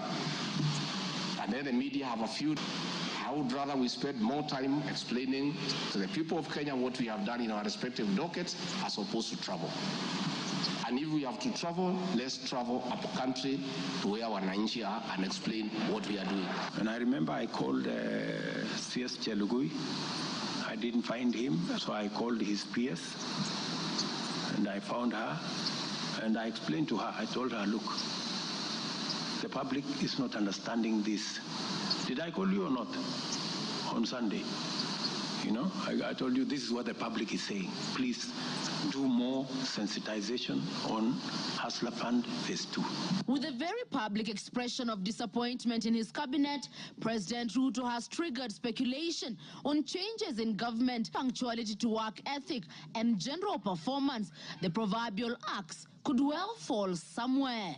With the performance contracts expected to foster a culture of high performance in the public service and also ensure that public resources are properly utilized, it is also set to offer a framework for President William Ruto to reward performers and also institute sanctions on non-performers.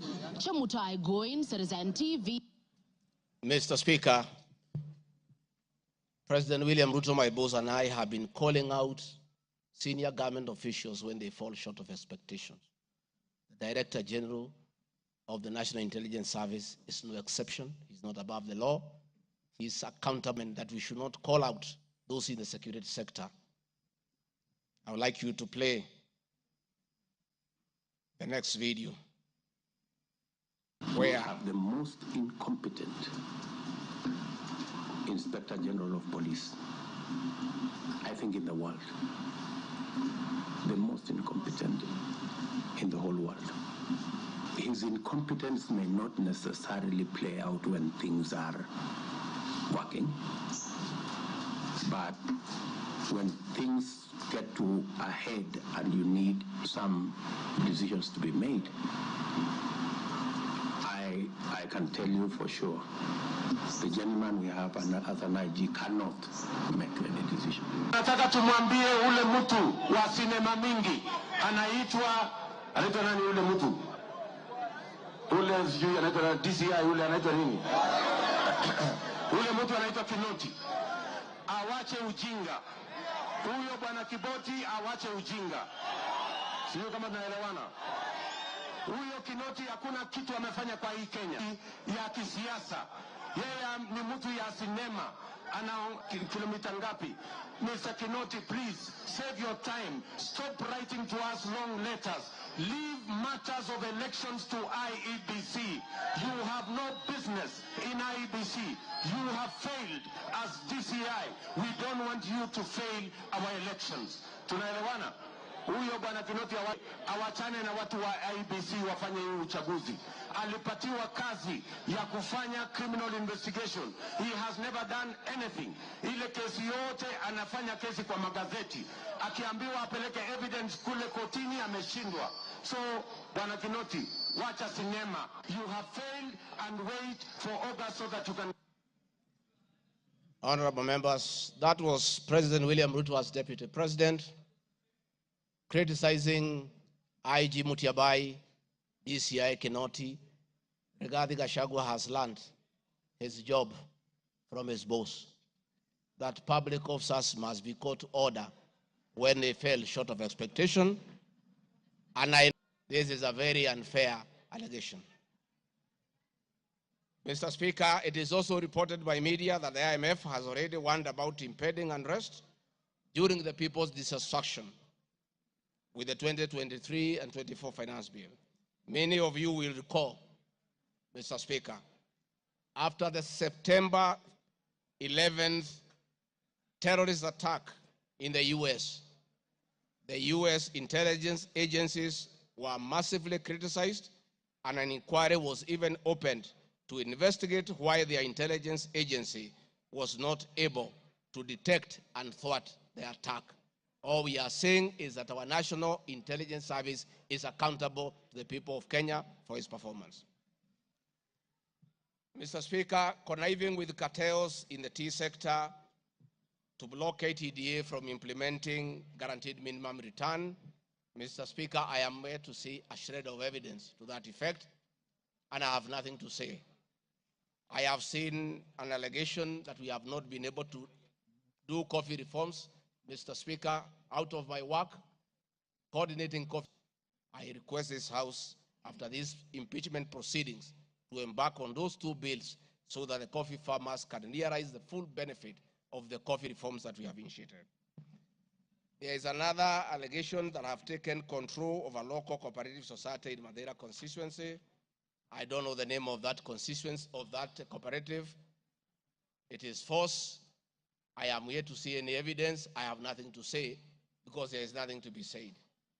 On the issue of shareholding, which I think members are interested in listening to, I listened to you this morning, and it was quite emotive. By virtue of provisions of the third schedule of the Political Parties Act, the constituent parties of the Kenya Kwanza coalition entered into various agreements, which were deposited with the Speaker of the National Assembly and the Speaker of the Senate for purposes of Article 108 of the Constitution of Kenya. The following were members: UDA, ANC, Ford Kenya, PA, Farmers Party, Chama cha Kazi, Communist Party, Economic Freedom Party, Service Party, Tujibebe wa Kenya Party, Umoja na Maendeleo Party of Kenya, and the Democratic Party of Kenya. In accordance with the provision of Clause 3, Schedule 3, a power sharing agreement and development agenda for the certain regions of Kenya, I attach copies of these agreements, RG 32. All those agreements talked about specific regions. The leaders who appended their signatures canvassed issues of appointments to do with specific regions. Power sharing agreement between UDA and ANC and Ford Kenya, for example, say that the UDA would nominate the coalition president, the presidential and deputy presidential candidates that was honored. The president would guarantee the stature, the dignity, and financial and operational autonomy of the office of the deputy president, which I have been insisting on because it's part of the coalition agreement. The ANC would be allocated the position of the prime cabinet secretary, which has happened. Ford Kenya would be allocated the position of the Speaker of the National Assembly, and that is why Honorable Masika Wetangula sits here today. In accordance with Article 2 of the Power Sharing Agreement, ANC and Ford Kenya would have a 30% share is a word, of the national government positions. This drives my utterances about shareholding. It is embedded in all these agreements that are attached here for you to read. I heard this morning an honorable member saying that the deputy president said the people of Ukabani will not get resources because they did not vote for Kenya Kwanza government. That is not true. The deputy president of the Republic of Kenya does not allocate resources. Resources for the development of the Republic of Kenya are appropriated by the National Assembly of Kenya, where I am today. The deputy president will help the president to oversee the implementation of funds allocated and appropriated by the National Assembly. It is therefore not possible that the deputy president of the Republic of Kenya has the capacity to deny any part of Kenya resources because of the way they voted. The decisions on how resources will be allocated for the development of the Republic of Kenya are made here by the honorable members. If your area has no development, please don't impeach the deputy president. Don't accuse him of not giving you resources. You are in this house to make sure that your area where you come from is allocated appropriate resources, because that is your job. The agreements are attached, therefore I don't want to go into them. Let me say my speeches on the shareholder issue were informed by the aforesaid power sharing covenants, which are founded on law, having been deposited with the Registrar of Political Parties, and lessons learned from the well-known disputed 202 NAC power sharing agreement. Further, sharing agreements are a feature of government formation in all democracies in the world that provide for the formation.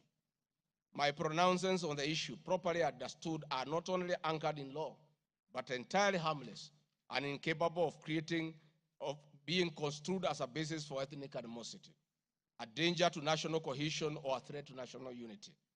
On the contrary, coalition building has been one of the most important innovations since the disputed 2007 elections in ensuring stability, equitable sharing of political power, national cohesion, and fostering of national unity. Indeed, Kenya Kwanza main opponent in 2022 general election, Azimio la Umoja Coalition, One Kenya Coalition Party, was a political party consisting of 25 political parties who also executed a power sharing agreement. based on shares. I'm also aware that the Jubilee Coalition that executed a 50-50 power sharing agreement between TNA party and URP party for 2013 general election. I have thus not violated section 13(1)(a) and 62 of the National Cohesion Integration, nor has this commission summoned me to explain any of my comments and how it can affect cohesion. However, notwithstanding the said power share agreement, upon election as Deputy President, I went out of my way, as required by the Constitution of Kenya, to serve all Kenyans regardless of their political preferences during the election or ethnic origin.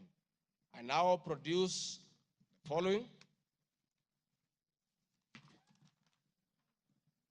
video showing some of my speeches all over the country as marked RG Video 7.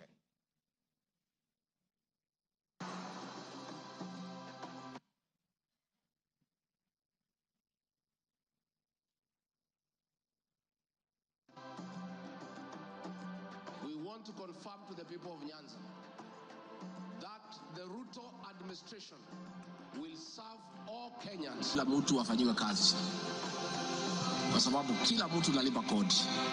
Mimi si kusema Kenya ni ya shareholders. Nilisema serikali, nikiunda serikali.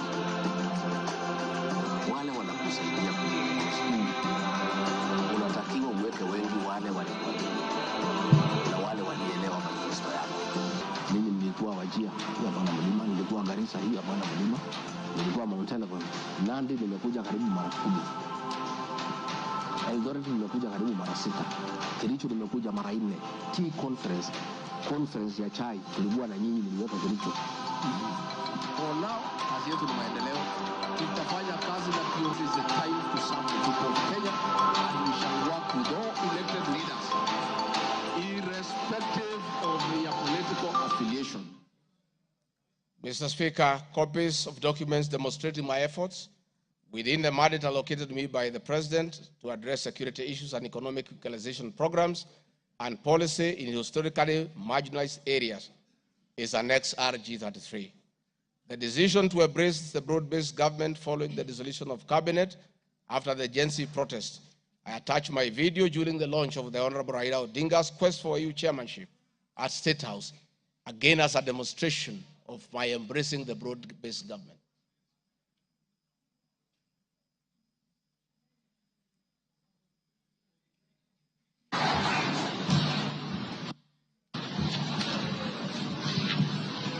Your Excellency, Dr. William Ruto, President of the Republic of Kenya and Commander-in-Chief of the Defense Forces, Your Excellencies, Heads of States and Government present, Your Excellencies, Ambassadors and High Commissioners and members of the Diplomatic Corps, Heads of Delegations, Members of Parliament and all dignitaries present, good morning. Your Excellency, let me say this is a great moment for our country. What a day, what a moment. We are here, Your Excellency, as a country to unveil Kenya's finest to go and lead Africa. It's a proud moment for this country. And I want to say, Your Excellency, the people of Kenya have been united to a man by the candidature of the Right Honorable Raila Odinga to be the chairperson of the African Union Commission. This is a quest that has brought pride to our nation. And I would like to tell the leaders here from Africa and the representatives that as a country, as we present the Honorable Raila Odinga to be our candidate, it is because Africa, our motherland, deserves the best.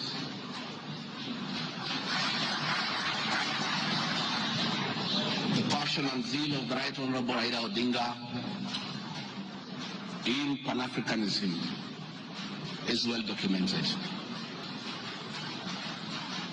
In the person of the Right Honorable Raila Odinga, he'll join the ranks of Jomo Kenyatta and Kwame Nkrumah in pushing the agenda for Africa. I therefore want to say, Your Excellency, Raila Odinga, the Right Honorable, is a man of great resilience, endurance, and perseverance. Today, you are going to unveil the transformation of the Right Honorable Odinga from a national leader to an African statesman. And for us in leadership, we have learned great lessons of resilience, endurance, and perseverance. Somebody may ask, why is Rigathi Gachagua, who has before had issues with the leadership of Raila Odinga, as a truthful man, I had nothing against him. It's only that we were competing for the same position between him and my boss. Now that he is going for a bigger seat in Africa, all of us, from the president, I, and the rest of Kenya, are behind him. And the Right Honorable Raila Odinga, as a man who listens to the ground, let me confirm to you, I've listened to the ground, and all Kenyans across the political divide, across communities, are in support of your candidature, and we wish you well. Before I call Your Excellency, let me acknowledge the place of family, not just in our lives, but in leadership. I think it is a great moment for the Right Honorable Raila Odinga. The role Mama Ida Odinga has played in the life of this great son of this land. Mama Ida Odinga, we salute you as a country for having been a very strong pillar to your husband in very difficult times, and in his lowest moments, you have always been there for him. We ask families to support their spouses. So Mama Ida Odinga, as we wish you happy birthday, it is my hope and prayer that your next birthday will be celebrated at Addis next year. And if you invite President William Ruto to come and he's not able to come, Mr. President, I'll be very happy for you to send me to represent you in that great birthday. We therefore want to say, as a country, it's a great moment. And the Right Honorable Odinga, I have noted with a lot of appreciation, my wife, Pastor Dorcas, who is a very prayerful woman, has been praying for me and the President daily. And I noted from yesterday she has added you in her prayer. And because her prayers work, we have no doubt that you will get this seat. Mr. President, it is now my honor to request you to come and anchor Kenya's finest and embark on a journey of transformation of the Right Honorable Raila Odinga from a national leader to a great African statesman. Thank you, Mr. Speaker. President William Ruto has many times appreciated my people issues and has repeatedly pronounced himself. And speaking of deputies,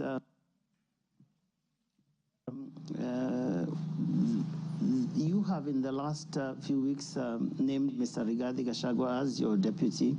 There's been quite a debate, and I'm sure you know that, around running mates in this country. Perhaps this will...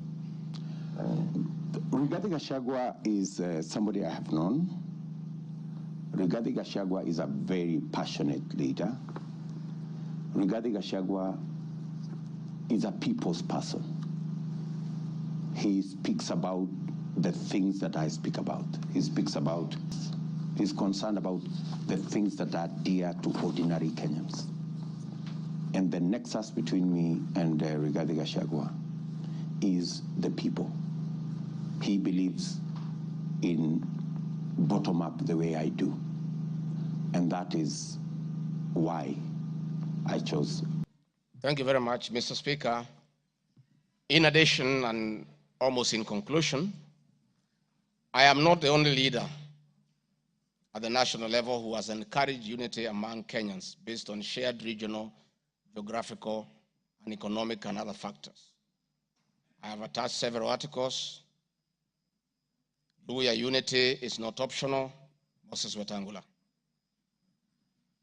Ruto puts case for Gema Kalenjin unity.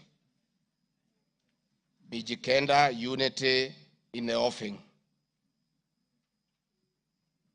Masai leaders in unity talks ahead of next year's general election. I have attached those articles so that you understand that regions uniting does not mean they unite against other regions. They unite for common issues, common values, and to strengthen them to join other regions for national unity. Mr. Speaker, the motion dated 26 September 2024, tabled before the National Assembly, makes the generalized claims that have committed crimes under national laws, Proceeds of Crime and Anti-Money Laundering Act, Penal Code, National Cohesion and Integration Act as anti-corruption and economic crimes. It is on the basis of the claim that it is said that the threshold of impeachment has been met. I'm not aware of any active investigations by any state agency for offenses under the said laws, neither have I been called upon to record any step pertaining to any investigation. Just like any other Kenyan, the Constitution accords me the presumption of innocence in relation to criminal offenses until the contrary is proved in a court of law on a specific standard of evidence. Therefore, in the absence of any active investigations by any investigative agency in Kenya, I do not believe that there can be any serious reason to believe that I've committed any offense. Otherwise, that will be an indictment of the intelligence agencies as well as investigative agencies. Therefore, it is inconceivable that the threshold of the impeachment motion as defined in Article 145 of the Constitution can solely be based on the perception of the mover of the motion in the absence of any other evidence. I heard the mover this morning saying that all we need to do is to believe in him. I believe that cannot be the position. We need impeachment of this basis of allegations of criminal offenses whose evidence has not been tried and tested in court of law or by bodies mandated to investigate, would be to disqualify me from the possibility of holding public office in relation to Article 99(3) without the benefit of due process of law and exhaustion of the systems of appeal as provided in the Penal Code.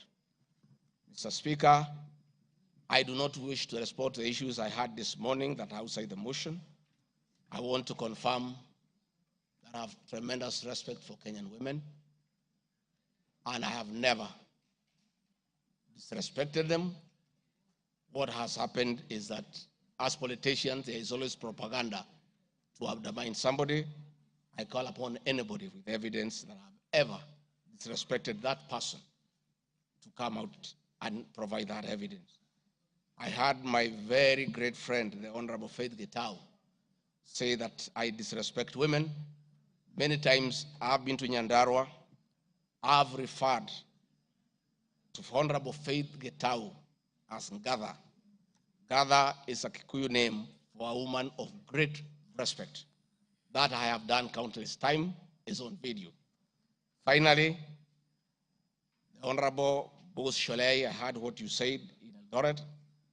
I heard this morning that you said I should be charged with treason. But my sister, me, I'm a grateful man.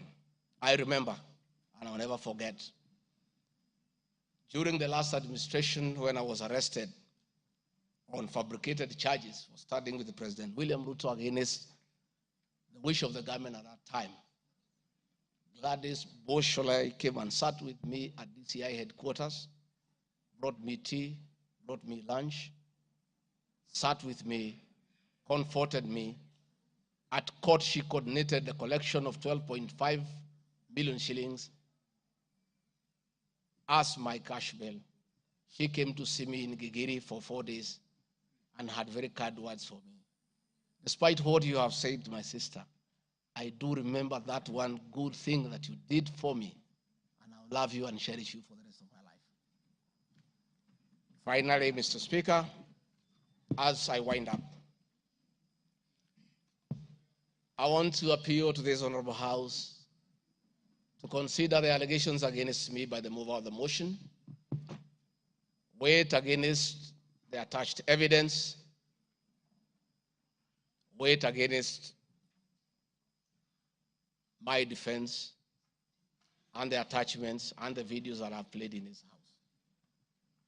And exercise your mind and exercise your discretion and decide if Rigathi Gachagua is guilty of any of those allegations or is undergoing a political process. If you are so persuaded and you search your conscience without any intimidation or coercion or inducement, and you think it's the right thing to do, please go ahead and do so. If you search your conscience and listen to the issues that have been adduced here, and you find that there are no grounds to impeach the Deputy President of the Republic of Kenya, please make the right decision. But as you do so, many members who are in this house remember what President William Ruto as Deputy President went through. And most of us stood with him. Rigathi Gachagua underwent 4 years of persecution. Others were persecuted. But we took a firm stand because we believed we were doing the right thing.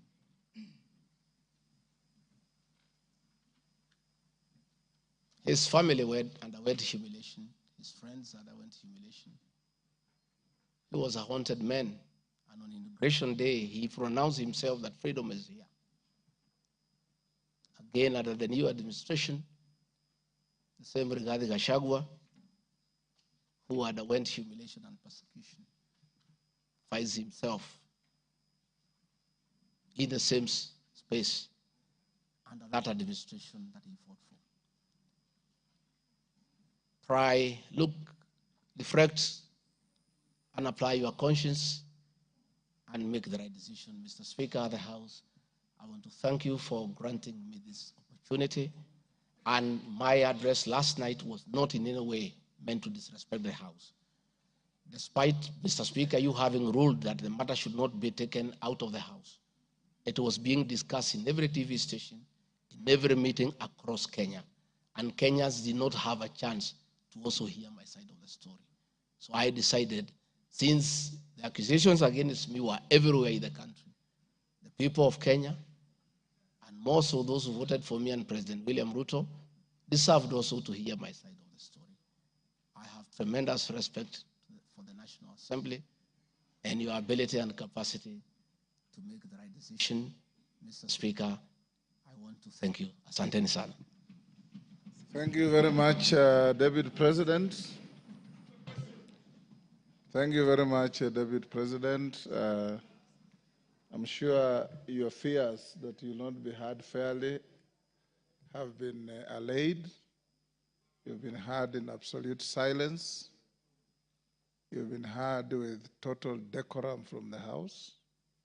And members, I salute you for the display of your legislative maturity in giving an opportunity to a subject to a motion in the person of the Deputy President to be heard.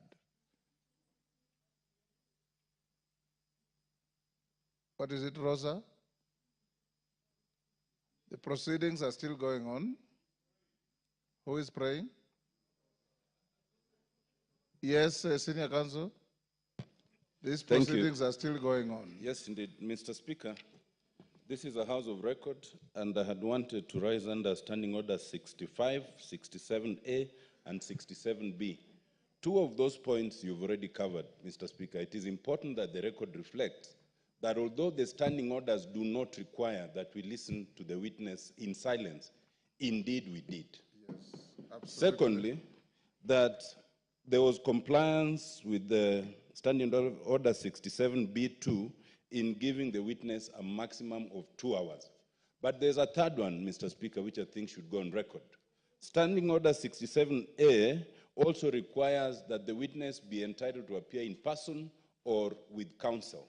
I see that the witness has appeared with at least 3 counsel, all of whose names should come on record, so that the record shows that counsel were actually allowed to the chamber. I see my friend Advocate Ongoya, my friend Advocate Njiru, so that there is no incompleteness of the record. I beg, Mr. Speaker. That is a fair comment. Counsel for the Deputy President, without making any unhelpful speeches, just put your names on record. I'm sure you have a team leader. The team leader will introduce himself and introduce his accompanying colleagues. Ongaya. Thank you so much, Mr. Speaker, sir, and thank you so much, honorable members. The team representing the Honorable Rigathi Gachagua, the Deputy President in these proceedings, is as follows. Honorable Paul Kibugi Muite, Senior Counsel, Mr. Victor Swanya Ogeto, my name is Elisha Ongoya, Mr. George Sakimpa, Mr. Ndegwa Njiru, Mr. George Wandati, Miss Faith Waigwa, Mr. Murigi Kamande, Mr. Amos Kisilu, Mr. Eric Kiprop Naibei, Miss Julia Omwamba, Mr. Tom Maina Masharia, Mr. Willis Echesa, and Mr. Andrew Moga. And that is all. Thank you. And apart from the 3 of you, the rest are within the precincts of Parliament? Are within the precincts of Parliament, save for Senior Counsel Paul Kibugi Muite, who sought to be excused from attending today, but is part of this team, and we are under his supervision and guidance. Thank you. From here, we'll proceed as follows. Deputy President, if you wish to leave, you are at liberty to do so with your team.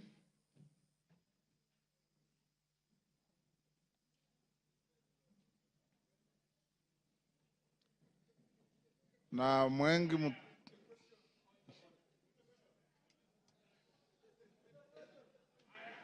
Yes, Kaluma. I thank you, Honorable Speaker. Honorable Speaker, our prayer at the end says that we always be fair to those who are committed to our church. And Honorable Speaker, in his address to the House this afternoon, the Deputy President appears to have referred to some documents. I know we are moving towards the end of this particular session in considering this matter. And Honorable Speaker, I want to thank you for upholding Article 47 of the Constitution on the right to fairly and secure procedural fairness to every party as required by our Constitution. I wanted to ask Honorable Speaker that so that we consider what the Deputy President is saying in the documents, would I be in order to request the indulgence of the Speaker within the provisions of Standing Order number 1 to adjourn for at least 10 minutes so that we consider what the Deputy President's documents have and come back and make the decisions we need to make. Thank you, Honorable Speaker. The request does not meet my favor. Where's Mutuse? Mutuse, you have 30 minutes to reply before I call the minority leader and the majority leader. Will you exhaust your 30 minutes or you want to share out to anybody? I got an indication that you wanted to share 10 minutes to Kaluma. Pardon? I know. I am organizing the process. He's not going to be... I'm aware, Robert. I will share 10 minutes to senior learned friend Mr. Peter Kaluma, 5 minutes to Deputy Majority Leader, who was my seconder, and I will utilize the rest, which is 15 minutes. Yes.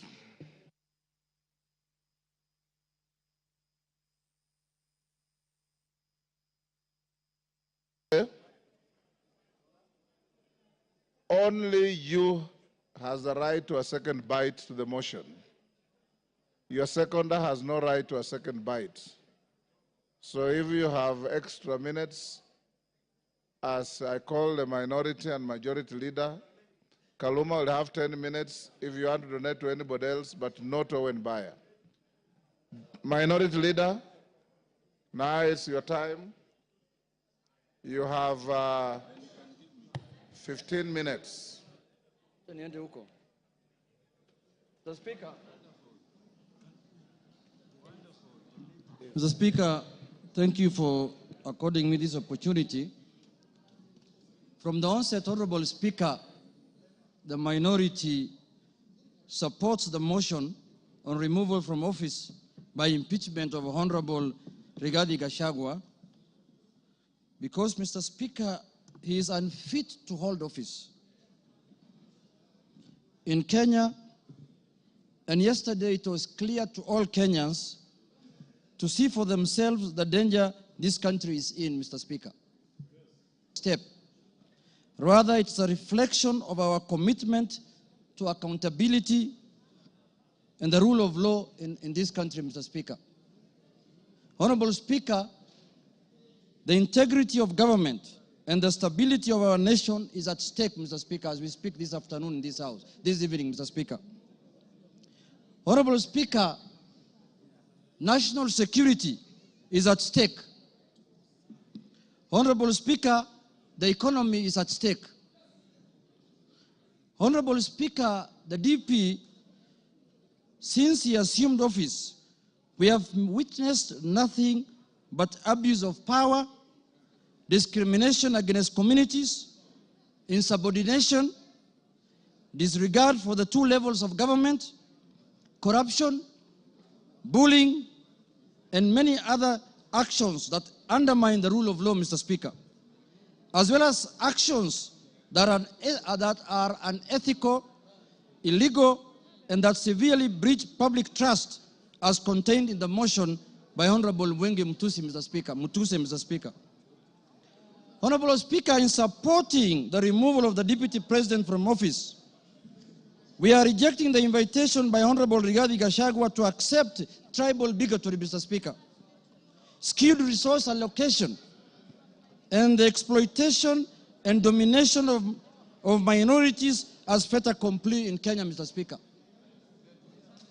Mr. Speaker, before I move forward, or before I go on with what I wanted to say on the motion, Mr. Speaker, I would like to take this chance first to respond to some of the issues that he has raised in the House a few minutes ago, or his responses, Mr. Speaker. In the first place, his responses came very late in the day to the House, Mr. Speaker.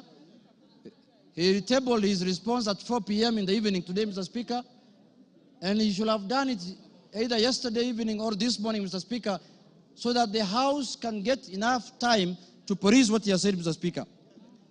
Mr. Speaker, one of the grounds that is being accused of Mr. Rigathi Gachagua for impeachment, Mr. Speaker, is the issue of what he calls shareholding, Mr. Speaker. He has said Kenya is a company with shareholding. But in his response, he comes here and tells the House that he did not mean that. What he meant is that he was talking about political parties, Mr. Speaker, and listed the political parties that have formed coalitions within Kenya Kwanza, Mr. Speaker, including Ford Kenya, ANC, PA, and all other parties that have formed what is called the Kenya Kwanza coalition, Mr. Speaker. Mr. Speaker, I want to contradict what he's saying, what he said by saying that political parties are national in nature. Ford Kenya is a national party. ANC is a national party. All the political parties that formed a coalition with Kenya Kwanza are political parties that are of national, Mr. Speaker. Mr. Speaker, in this country, under the Constitution, you are not allowed to form a tribal party. You're not allowed to form a religious political party, Mr. Speaker.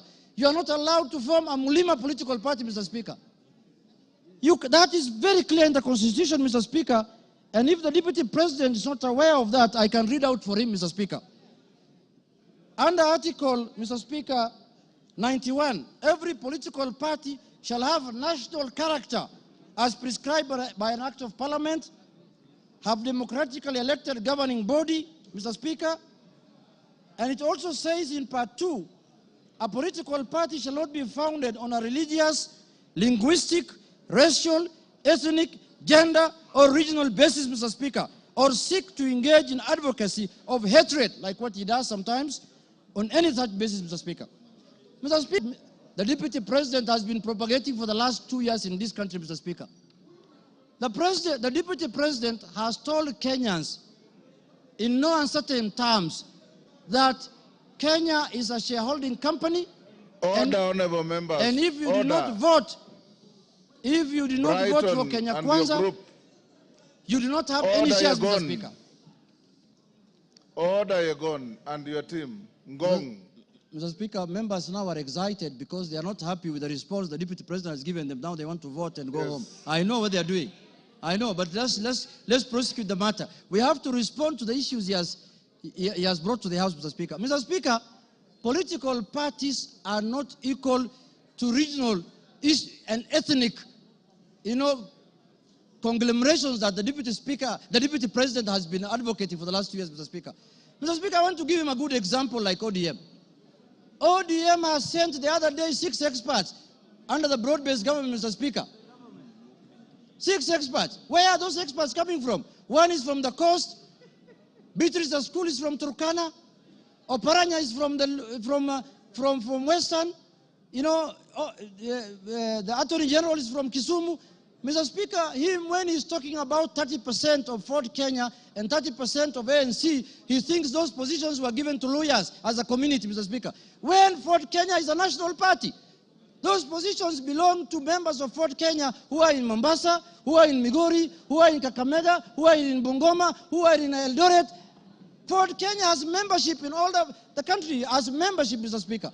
So, Mr. Speaker, that ground is not, he cannot controvert that ground by saying that he was talking about the power sharing within Kenya Kwanza. No, he was talking about ethnic groups, Mr. Speaker. He said this government was formed by 2 ethnic groups, and that is how they are going to share power, Mr. Speaker. So that ground stands, Mr. Speaker, and that ground is impeachable, Mr. Speaker, on the Deputy President. The other issue, Mr. Speaker, I want to respond to that he has raised here, Mr. Speaker, is the issue of national security. He said that the NSIS, Mr. Speaker, can be called out whenever they are out of order, Mr. Speaker.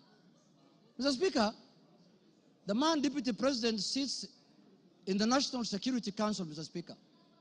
He doesn't need to call out any government street, Mr. Speaker. He's a man who sits in every governance organ of this country, Mr. Speaker. All organs of government, all governing organs are also oversighted by committee of this House, Mr. Speaker. What happens, Mr. Speaker, in this country if every member of parliament goes out there castigating governing bodies and constitutionally created bodies of governance, Mr. Speaker? We are going to have anarchy in this country. Mr. Speaker, I am not convinced that he has answered in any way that question as to why he was castigating bodies like the NSIS and the police out there when he's the Deputy President of the Republic of Kenya. On that ground, Mr. Speaker, I feel he's impeachable on that, Mr. Speaker. He has not given us any sufficient answer to that question, Mr. Speaker. Mr. Speaker, the issue of Justice Maina.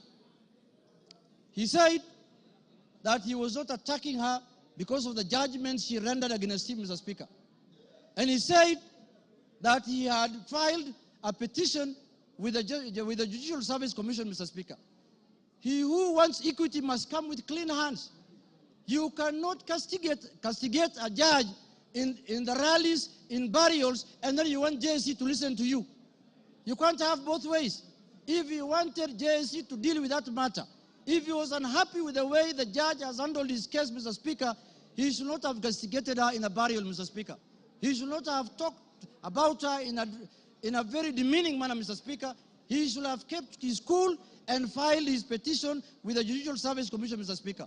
On that account, Mr. Speaker, he has failed the leadership and integrity, Mr. Speaker, under the Integrity Act, Mr. Speaker, and on that account, he's impeachable, Mr. Speaker. My last point, Mr. Speaker, is the issue of the renovation of his house in Karen, or the official residence of the Deputy President Karen, Mr. Speaker. You remember the Deputy President, when he was assuming office, when he was taking oath of office at Kasarani, Mr. Speaker, the way he lectured us, the way he told us that they have inherited empty coffers, Mr. Speaker. There is no money in this country.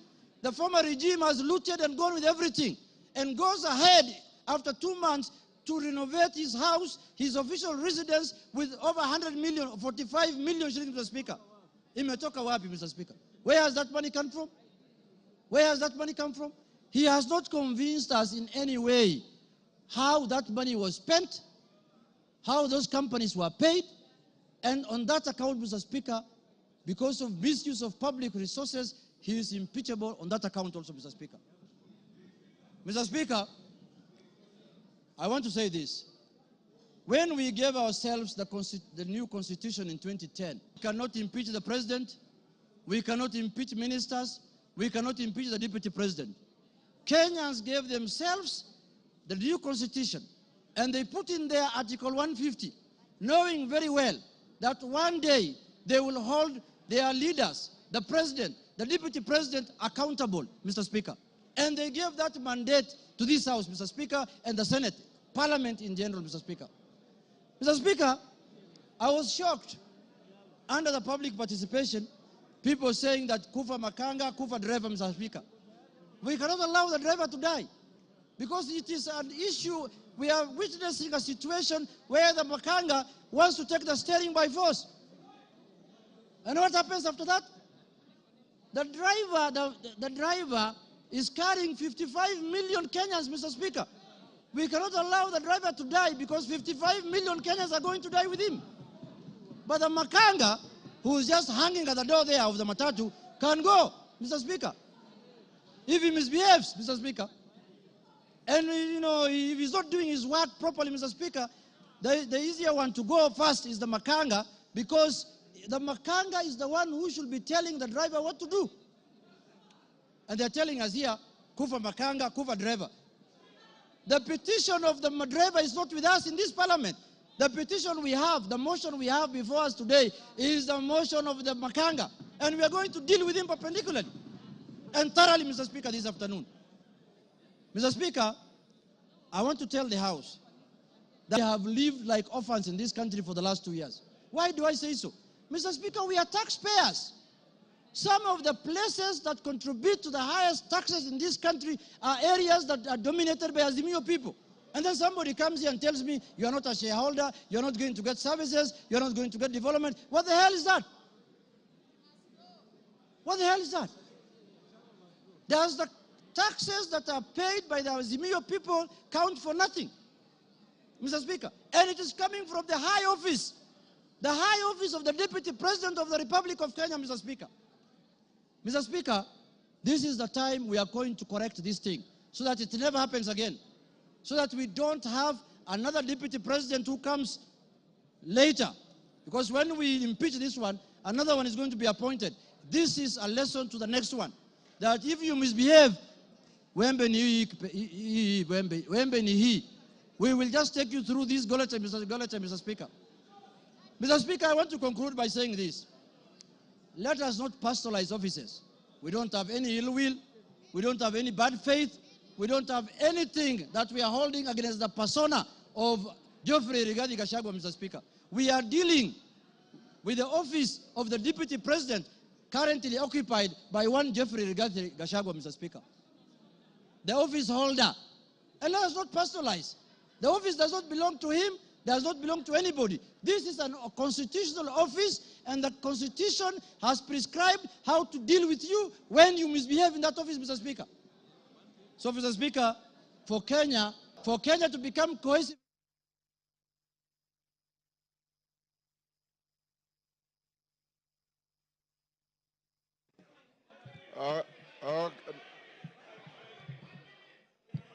Okay, give him 1 minute. Mr. Speaker. Give him 1 minute. Mr. Speaker, I was telling members, for Kenya to unite, Rigathi must. For Kenya to prosper, Rigathi must. For Kenya to have unity, Rigathi must. For shareholding to end in Kenya, Rigathi must. For us to have a peaceful country, Rigathi must. Thank you very much. That is the mood, and that is what we are going to do. Thank you, Kimani Ichung'wah.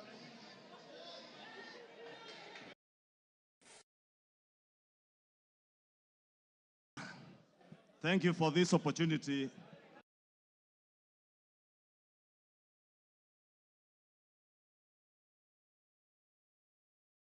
The Honorable Ekomas Mutuse, the member for Kibwezi West, approached me with the impeachment motion. Honorable Speaker, I took some time not just to go through the grounds that he had stipulated for the impeachment of the Deputy President, but also to reflect on what Honorable Mutuse was asking me, not just as a member of parliament for Kikuyu and leader of majority party in this house to do, but also took time to reflect and ask the Almighty God to guide me and give me wisdom to do the right thing. Honorable Speaker, I pray to God that the Almighty God may give me wisdom to do that which is right. And not just what is right, Honorable Speaker, but also what is just. Just to the outgoing Deputy President of the Republic of Kenya, but also just, more importantly, just to the people of Kenya who turned out in their numbers in 2022 to vote in a government that they believed would create cohesion and unity and offer them opportunities to excel and prosper as a people. Honorable Speaker, as I prayed for wisdom, I was also conscious that what is right is not always easy.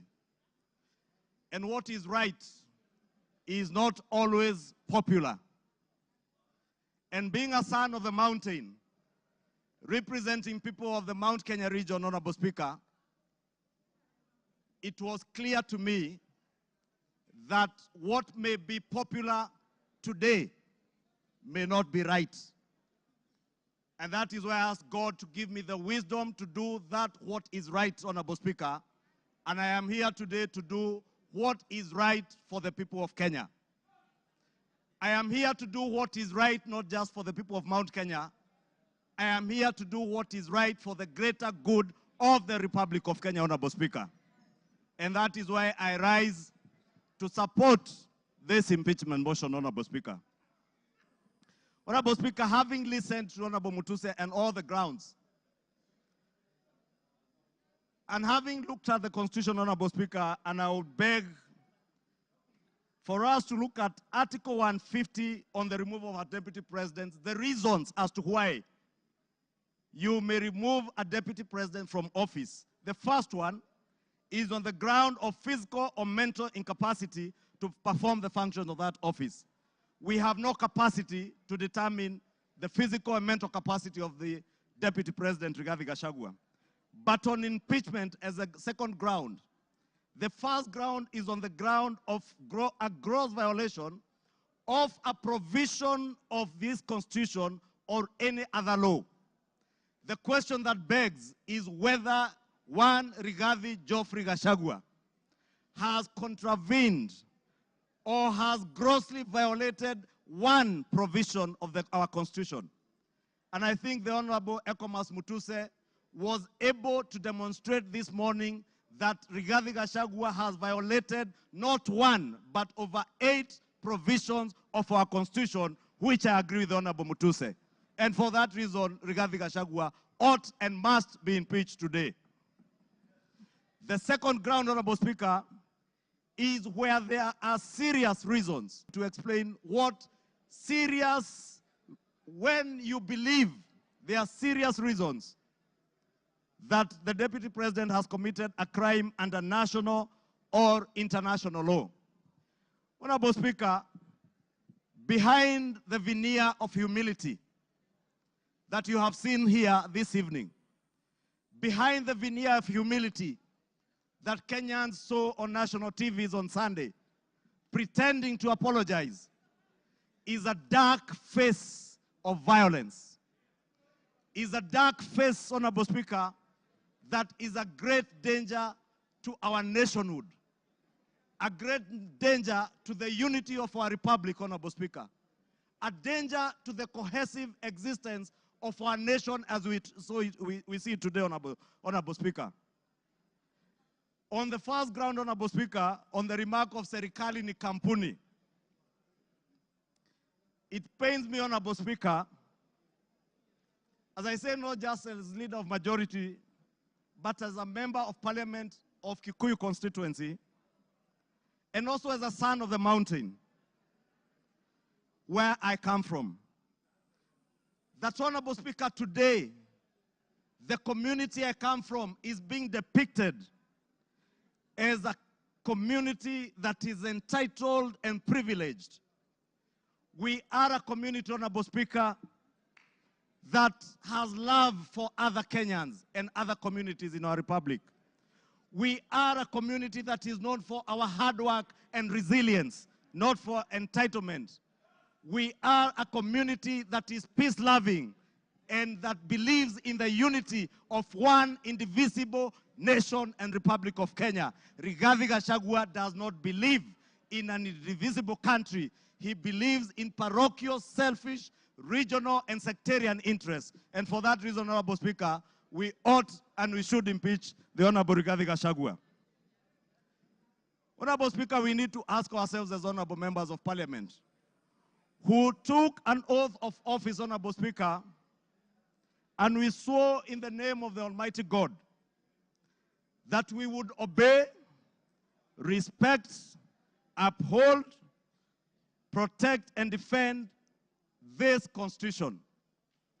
And today, Honorable Speaker, what we are being asked to do is to recall those words of the oath of office that we all took either with the Bible or with the Holy Quran in our right hands, Honorable Speaker, that for a man who has grossly violated our Constitution, whether we will stand up today to be counted as protecting and defending this Constitution by sending home to do what is right and to reaffirm that oath that I took with the Bible in my right hand, to obey, to defend, and to protect this Constitution that we all swore to defend. And I call upon all of you, honorable members, to defend this Constitution. Honorable members, for Kenyans around the country who watched in disbelief as the Honorable Rigathi Gachagua went to great length, and the Honorable Otiende Amolo told us this morning, if you have to spend 2 hours on national TV to defend corruption and tell the world how you are not corrupt, you are definitely corrupt. Honorable Speaker,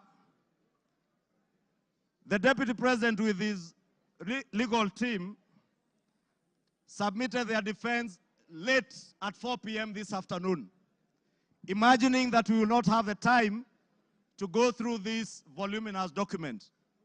If you go through what Rigathi Gachagua was telling you here, on Olive Garden Hotel, he claims that this hotel was sold by executors to a third party. Honorable Speaker, if you peruse through the documents, the third party that is said to have bought this hotel, Honorable Speaker, And allow me, Honorable Speaker, first to tell you that the joint executors of the will of the late Governor Rigathi Gachagua were Rigathi Gachagua, Advocate Njoroge Regeru, and one Mr. Mwai, who was said to have been his great friend, Mwai Madenge. Honorable Speaker, if you read the report filed in court by the joint will executors, filed on the 27th of June this year, it says in the report that the joint will executors will make decisions independently of the beneficiaries and without influence from any beneficiary, except for one who is both a beneficiary and an executor. The joint will executors does not have the same play a part assisting in decision making. What this is saying, Honorable Speaker, a document filed in court, is that Rigathi Gachagua, as a joint will executor, was also a beneficiary of the estate of his late brother. He was not only a joint will executor, he was also a beneficiary, and he was also a purchaser for value of the estate of his late brother.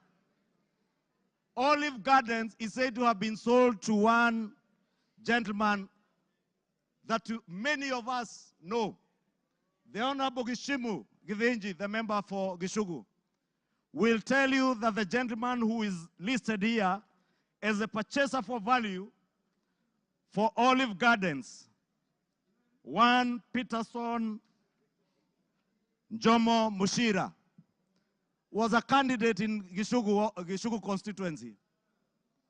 He is a direct proxy of one Rigathi Geoffrey Gachagua. And Honorable Speaker, I must confess, and I am sorry I saw this document, and I asked him whether TM Civil Engineering Limited is his company, and he confirmed to me it is indeed his company. I therefore want to tell you Olive Gardens was purchased through the proxy of Peterson Jomo Mushira with 0 shares and TM Civil Engineering Limited with 6,000 shares. Those who have visited the Annex House, the Office of the Deputy President, know this Jomo is a permanent fixture in the Office of the Deputy President, and therefore his direct proxy. Honorable Speaker, we are also told, Honorable Speaker, that these very hardworking young Kenyans, in the names of Keith Ikino Rigathi and Kevin Gachagua Rigathi, who are listed on the CR12 of the documents that were tabled this afternoon by Rigathi, are shareholders of Vipingo Beach Resort that owns the Vipingo property in Kilifi County, the one the Honorable Chonga was speaking about. Rigathi Gachagua told Kenyans on national TV that this property is still owned by the family and therefore is still part of the estate. Keith Ikino and Kevin Gachagua, his sons, were not joint will executors of the estate of Rigathi Gachagua. And the owners who are listed on this CR12 is Keith Ikino Rigathi, Kevin Gachagua Rigathi, and the estate of the deceased James Rigathi Gachagua. It is a rather ingenious way of trying to hide behind the estate of his late brother. And how shameful, Honorable Speaker, that the Deputy President of the Republic of Kenya would hide behind the veil of the estate of his late brother to disguise what of this property, and that is why his 2 sons are listed as directors and shareholders of Vipingo Ridge, of Vipingo Beach Resort. But he was on national TV telling Kenyans, this is a property that belongs to the family, and we have decided to keep it. This is a House of Records, Honorable Speaker, and it is good we gave the Honorable Rigathi Gachagua an opportunity to be heard so that we can expose his lies in broad daylight or this early in the evening. And I want to tell Kenyans and all of you members, save this country from this dark face, Honorable Speaker, honorable members. save this country. Honorable Speaker. Honorable Speaker, because of time, if you look at the time this company, Vipingo Beach Resort, was formed, it was founded on 5th August 2008. I would guess if Keith Gachagua is 31 years old today, at the time this company was registered, he was only 15 years old or 14 years old. He cannot have been listed as a director. His younger brother must have been 12 or 13. For heaven's sake, Deputy President, give some credit. Honorable Speaker, we also had the issue of shareholding, Honorable Speaker. And we were told that in our coalition agreement, Honorable Speaker, and you are then the leader of Ford Kenya, and you know you never subscribed to shareholding in our coalition agreements within Kenya Kwanza. Anybody who subscribed to the Kenya Kwanza coalition was subscribing not to shares, but to an ideology, a shared ideology, not shareholding, as Rigathi Gachagua wants Kenyans to believe. Honorable Speaker, let me finish by saying, Honorable Speaker, that the mountain is intact. The mountain is intact. The mountain is intact. The mountain is intact. The mountain is named after Kenya because it belongs to all the people of Kenya. We must end ethnic balkanization.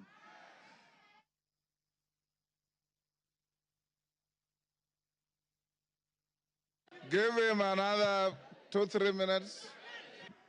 Honorable Speaker, I was saying to conclude, to end the balkanization of our country into ethnic fiefdoms under the control of warlords, we must send Rigathi Gachagua home today. To end divisive politics in our country, Rigathi must. To end the culture of impunity, conflict of interest, abuse of office, state capture, and corruption in high office, Rigathi must. For accountability, for there to be integrity in the political governance of our country, Rigathi Gachagua must.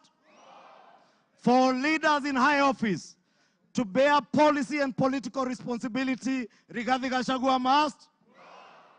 For national unity, for the fight against graft to bear fruit, for peace and prosperity of our nation as one indivisible whole, one nation under one flag, one people who love their country, who love peace, who want to see a cohesive and working government serving them. Rigathi must. Rigathi must. I submit, Rigathi must go. Thank you. Order. Honorable members, order. The honorable mover has donated his time as follows. Charles Nguna, CNN, you'll start with 2 minutes. Omboko Milemba will follow with 3 minutes. Peter Kaluma will follow with 10 minutes, and then he himself 15 minutes. So, CNN, Charles Nguna. Thank you, Mr. Speaker. Mr. Speaker, let me thank the Kenyans who just expressed their views during public participation on this matter, Mr. Speaker. And to add this, I keenly followed and listened to the Deputy President yesterday, His Excellency. And Mr. Speaker, based on all what is said, we saw a lot of differences, rift, contradictions, divisions, which are totally eminent we are going to have in future, Mr. Speaker. Mr. Speaker, it is inevitable that we are going to have battleground between His Excellency the DP and His Excellency the President. And when the bulls fight, Mr. Speaker, grass suffers, Mr. Speaker. And it's that's why I'm saying that If we continue keeping one of them in the office, Mr. Speaker, Kenyans are going to suffer most, Mr. Speaker. And based on my wisdom, prosperity and patriotism, and for us to live in an amicable manner and peaceful manner, Mr. Speaker, we have to separate the two bulls, Mr. Speaker. And the motion today, it is for Rigathi to go, not for William Samoei Ruto. Omboko Milemba. Honorable Speaker, there's a question which makes me stand to speak on. And I want Kenyans and possibly the members who can listen to me to realize that one issue that has not been answered consistently is the question is asked about shares, Honorable Members, Speaker. Can we reduce our levels of conversation? Thank you, Honorable Speaker. Whenever he's asked about the issue of shares, he picks ANC party agreement and Ford Kenya party agreement. Finally, Honorable Speaker, I'm now holding the reply by Honorable Gachagua, and on page 333, the agreement is annexed. And I want to demonstrate to this parliament that what you have been told was wrong. Because that agreement does not talk about just power sharing for a region. He has avoided intentionally to read the entire paragraph, which says that the sharing of the political parties will also depending further on the need to achieve an inclusive government that reflects the face of Kenya, including the need to accommodate the representation of any future member party and all regions of Kenya. He avoided to read that and therefore gives an impression that there was a power-sharing agreement which only confined ANC party to Western only, when ANC party is a national party. Look at this, Honorable Speaker. The only member of the ANC party we nominated was Honorable Dena Hamisi, who comes from Kwale and not Western. So this is an issue which has not been tackled. Two, he is unable to deal with Senior Counsel Tienda Molo's assertion in the morning that how would you elevate the agreements of a political party beyond the Constitution of Kenya? It's very important that as you make your decision, you get that this was a false lie. Finally, Honorable Speaker, in all this we have seen all the techniques of card stacking, of propaganda, which include card stacking, emotional appeal, branding, and that's why we have seen the name of the president being dragged in this matter today. I think the motion on the floor is for the makanga, it's not for the driver. Thank you, Honorable Speaker. I support. I have been advised by the mover that Lillian Kogo will take 2 minutes and Kaluma 8 minutes instead of 10. Lillian Kogo. I thank you so much, Honorable Speaker, and I want to thank all the members who have contributed to this motion. I rise to support. I had not given my voice to it, but Honorable Speaker, as you were speaking earlier, Honorable Speaker, I believe the Honorable Deputy President of the Republic of Kenya was following the proceedings of this House. And one of the matters, Honorable Speaker, that came out so clearly, Honorable Speaker, was the insult on women, Honorable Speaker. Women form a substantive position in this country's national development, Honorable Speaker.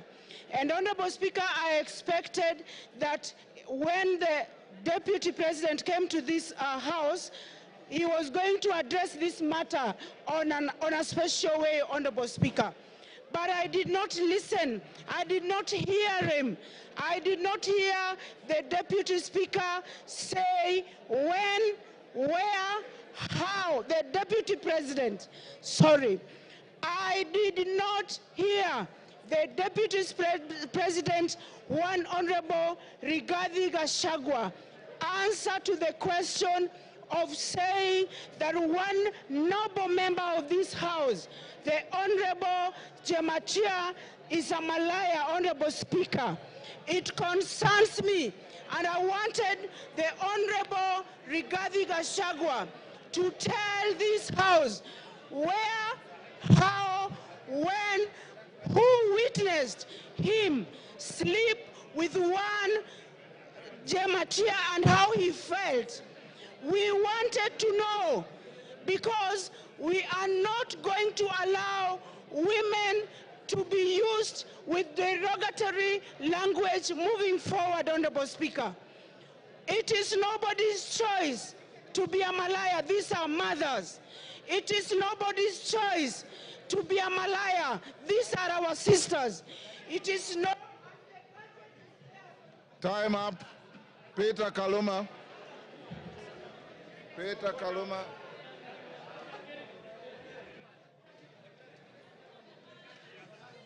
Peter Kaluma.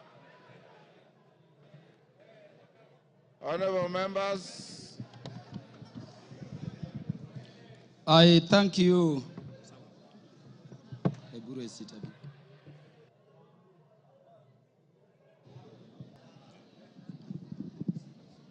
Yeah, Honorable Speaker, I thank you in a very special way. Honorable Speaker, I have this benefit of speaking after listening both to the mover of the motion and to the Deputy President, who is the subject matter of this motion. And so, Honorable Speaker, I can look at it from all perspectives. Honorable Speaker, allow me to start by saying that I listened to the Deputy President, as I did to Honorable Mutuse, with the mind of a lawyer, looking at how the grounds have been addressed, their particulars, and how they have been addressed by the two respective parties. And Honorable Speaker, let me begin by saying that I don't know what happened, but we had Honorable Mutuse presented before this assembly a motion seeking to impeach the Deputy President on up to 11 grounds. And Honorable Speaker, I don't know whether it is by act of omission or commission, or it is just the nature of some people. The Deputy President focused on those matters concerning property, money, integrity, procurement, forgetting the most fundamental issues. And I want to say that even when he addressed those money issues, there are very patent gaps going to constitutional violations which are stated in the motion to be gross. I expected the Deputy President, for instance, to use the opportunity you accorded him, Honorable Speaker, to explain that SMS which came from his son Ikunu Gachagua on the bid bond issue involving that company. No mention of that at all. Honorable Speaker, before I go to the matters I want to address in substance, let me thank you, the Honorable Speaker of the National Assembly, for ensuring that the process this House is going through has been very fair. And in doing so, Honorable Speaker, for according and upholding and protecting the provisions of Article 47 of the Constitution. I hear people still saying that the courts will intervene. But I'm thanking you for this, Honorable Speaker, because the only time the courts intervene is across the country for the participation of Kenyans. And Honorable Speaker, allow me to reiterate this short data in 1 minute. 146,429 Kenyans said that the Deputy President should be impeached. And that, Honorable Speaker, constitutes 65.11% of the people of Kenyans. 76,026 of Kenyans said the Deputy President should not be impeached, coming to 33.8% of those Kenyans. Honorable Speaker, 2,452 Kenyans say others. And Honorable Speaker, in terms of our constituency, which is Homa Bay Town constituency, 1,080 Kenyans whom I represent said the deputy president should be impeached. And Honorable Speaker, that constitutes 89.81% of the population of the people of Homa Bay who are duly notified. 54 Kenyans in Homa Bay town constituency, constituting 5%, said the deputy president should not be impeached. And then 56, which is another percentage there, said other things, including Kufa driver, Kufa Makanga. Honorable Speaker, let me clarify this other issue also. That the courts have persistently and consistently said that public participation must be meaningful. If public participation should be meaningful, and Honorable Speaker, you made it so open, at the county headquarters involving all constituencies, and then all constituency officers remained open on that day, and you notified it to the public, Honorable Speaker, following that order of court, then really, there is nothing much for us to continue debating here. If public participation is to be meaningful, then the Kenyans have spoken. And as their representatives, we can only give meaning to what they say during public participation by securing what they have said, which is that the deputy president should be impeached. Honorable Speaker, because I'm running fast, let me say that this constitution has been termed a living document. And Honorable Speaker, if you look at ground one, people take it lightly. But Honorable Speaker, the idea of the unity of our nation has been the one thing which has been disturbing the people of Kenya in terms of being a nation for very long. Honorable Speaker, allow me to read the preamble of the Constitution. I'm proud of our ethnic, cultural, and religious diversity, and determined to live in peace and unity as one indivisible, sovereign nation. When the Kenyans were making this constitution, they identified the need for unity as one people. Members to look at Article 4, Sub-Article 2 of the Constitution. It says Kenya is a multi-party democratic state founded on the national values and principles of governance under Article 10 of the Constitution.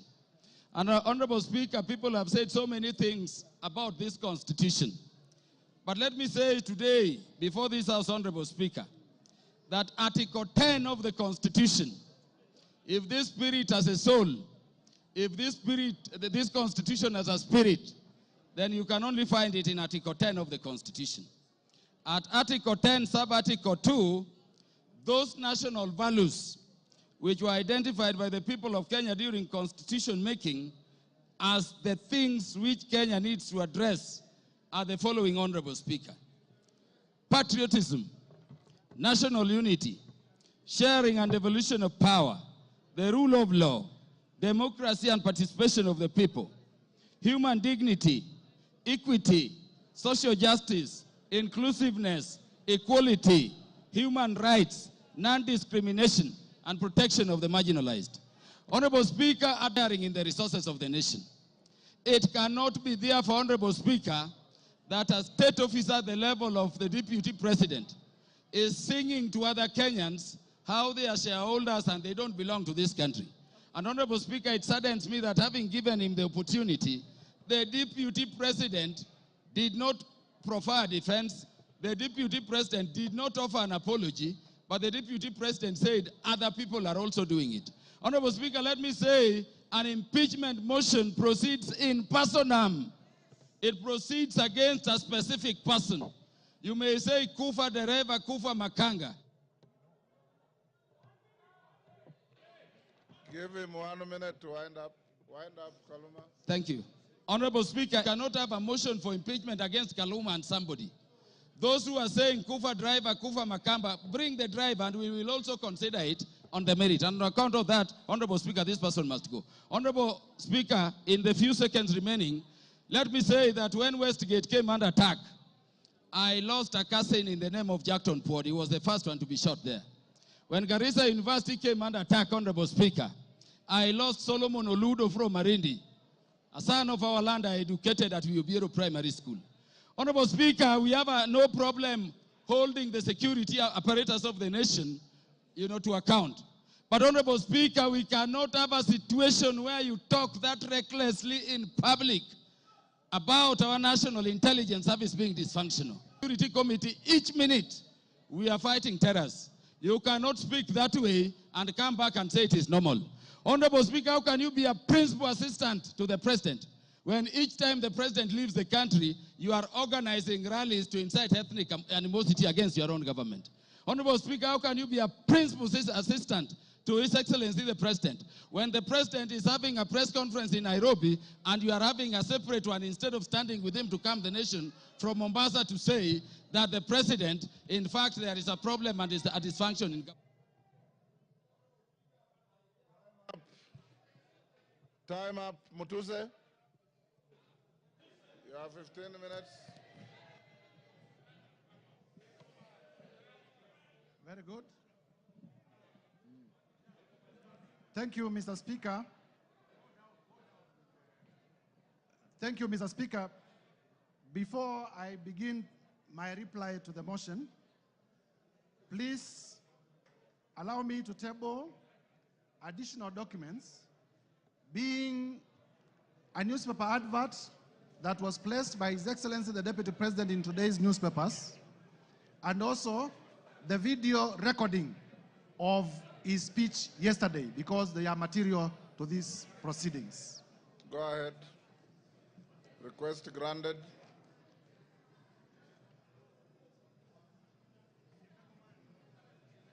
Mr. Speaker, I have tabled the two documents, electronic and physical, because during the course of this debate, members in many instances had referred to them, and therefore it is only fair that they are part of the record. Number two, Mr. Speaker, allow me to thank... The documents were available to me earlier, and I ruled that they are admitted. Thank you, Mr. Speaker. Yes. I want to be very brief because I know the National Assembly of the Republic of Kenya wants to make a decision on the matter of impeachment of His Excellency Rigathi Gachagua. Mr. Speaker, to begin with is to thank colleague members of Parliament from both sides of the House for the robust debate in terms of the motion that we presented before the House this morning. Mr. Speaker, I also want to thank Kenyans in their millions from all over the Republic, because in the course of this debate, Kenyans have been commending, Kenyans have been exercising their democratic right through public participation, through their right to odd opinions, and we have not witnessed a single incident of violence anywhere in the Republic. There had been vitisho that if you table an impeachment motion for a person of the magnitude of the Deputy President, there may be violence, people will lose lives. But I thank Kenyans because Kenyans have proven once again that we are a peaceful country and we are able to engage in our democratic processes without violence. Mr. Speaker, allow me to re-examine some of the few issues that have come through the response. First is to let Kenyans know that His Excellency Rigathi Gachagua has filed a response of 501 pages, and the response has come at 4 p.m., and I was only able to be given the response about an hour ago. And therefore, in terms of the doctrine of equality of arms, I feel that I needed adequate time so that I may be able, during my reply, to respond to some of the things that he has raised in his response. However, be that as it may, I want to refer members to page 99 of his response. In the morning, I did tell members that His Excellency Rigathi Gachagua has acquired properties through corruption and through money laundering. And when he has come before this House, he has told you that the hotel that he acquired in Nyeri was acquired through a loan. However, the only document exhibited as evidence of that loan is a letter of offer from Credit Bank Limited. There is no evidence exhibited by Mr. Rigathi Gachagua, the current Deputy President, to the effect that the loan was actually financed. As a term of the letter of offer in terms of lien and set-off, and I read, a lien and set-off of a fixed deposits of LN Crystal Kenya Limited for an aggregate amount of 300 million Kenya shillings. Interest accrued shall be credited to your deposit settlement account. Fixed amount in cash of 300 million in his account, which was going to be used as a security. I asked Mr. Rigathi Gachagua to tell us where he had gotten this 300 million if my allegations that he's laundering money are not true. And therefore, by virtue of his response, it confirms my assertions that he has monies, he has wealth, he has cash that is suspect. If you may give me my phone. In terms of whether Kenya is a company or not. Do you want information from member Yes. for West Mugirango? Yes, you may. Go ahead. Mr. Speaker, I want to inform the Honorable Mutuse that the director for Credit Bank Kenya Limited is one Grace Nyachai, who hails from Nyeri and is a relative of His Excellency Rigathi Gachagua, and therefore I say no more. I thank you, Mr. Speaker. Mr. Speaker, it is important for this House to note that in the morning, I did present evidence of suspicious money transactions. I did present evidence that His Excellency Rigathi Gachagua, either by himself or through relatives or through proxies, has acquired properties that are way beyond his known sources of income, and that evidence remains uncontroverted. Turning, Mr. Speaker, to the issue of whether Kenya is a company owned by shareholders. Mr. Rigathi Gachagua is playing with the intelligence of members of parliament and with the intelligence of Kenyans by attempting to twist facts. First, in terms of the Political Parties Act. So to come before Kenyans and to say that there were coalition agreements registered and therefore those coalition agreements are companies is to play around with our intelligence, because we know companies are registered under the Companies Act, they are not registered under the Political Parties Act. Further, Mr. Speaker, this Rigathi Gachagua was selectively chosen the sections of the Kenya Kwanza's coalition agreement to rely on, and he has failed to read the document in whole. Under clause 20 of the Kenya Kwanza coalition agreement, that clause provides as follows, that there is need to achieve an inclusive government that reflects the face of Kenya. Rigathi Gachagua chose not to tell us that the coalition agreement also talked about the face of Kenya and not a company of some people to the exclusion of others. Clause 6 of the Kenya Kwanza coalition agreement provides for respect for constitutionalism. The articles of the Constitution that I stated. It provides for respect to the rule of law. It provides for respect to the national values and principles of government under Article 10. And it provides for respect to devolution. Mr. Rigathi Gachagua did not tell us that. Clause 22G of the coalition agreement among the Kenya Kwanza political parties provides that there will be adjustments that may be necessary to accommodate the development priorities of other parts of the country to ensure equitable distribution of Kenya's national resources and wealth for the benefit of every citizen and every part of Kenya. This Mr. Rigathi Gachagua could not tell you because it was going to destroy his case. And therefore, honorable members, I urge you to find that Mr. Rigathi Gachagua, in his assertions about shareholding and a company, it was not in reference to political parties, it was in reference to regions, it was in reference to communities, and the evidence that we provided remains uncontroverted, and this ground must be confirmed. Mr. Speaker, on the issue of KEMSA, again, to show a man who is a flip-flop. Yesterday on live television, Honorable Rigathi Gachagua admitted that he personally called Dr. Andrew Mulwa by his own phone yesterday on television. Today, appearing before us, he denies that he did not call him. So, which part of his testimony do we believe? Do we believe the testimony that he gave yesterday on national television, that he did call Dr. Andrew Mulwa, and that he sent his own son to Dr. Andrew Mulwa to collect the bid bond? Or do we believe the testimony that he has brought today, altered testimony that he has brought today? I urge you to find that Mr. Rigathi Gachagua indeed did call to influence investigations. On the issue of cabinet, Mr. Speaker, if you may allow me just 1 minute. On the issue of cabinet resolution, he has admitted and proceeded to justify that despite the existence of a valid cabinet decision in a cabinet meeting that he sat, he chose to defy that cabinet decision. And for that reason, Mr. Gachagua, by his own admission, must be removed from government. Mr. Speaker, as I conclude, this is the National Assembly of the Republic of Kenya. And for the National Assembly of the Republic of Kenya to assert its constitutional authority, Mr. Rigathi Gachagua must be impeached today. I urge members.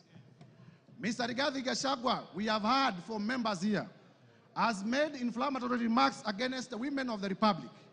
For the respect of the women of the Republic of Kenya, Mr. Rigathi Gachagua must be impeached today.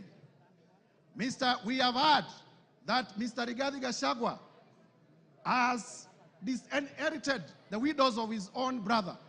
And for the widows of Kenya, beginning from Madeira, to be safe, Mr. Rigathi Gachagua must be impeached today. And therefore, I urge members to find favor with my motion from clause 1 to clause 11. And as you vote to impeach Mr. Rigathi Gachagua. I thank you, Mr. Speaker, and I beg to move. Thank you. Honorable members, take your seats. Brighton, take your seats. Today you are very mobile.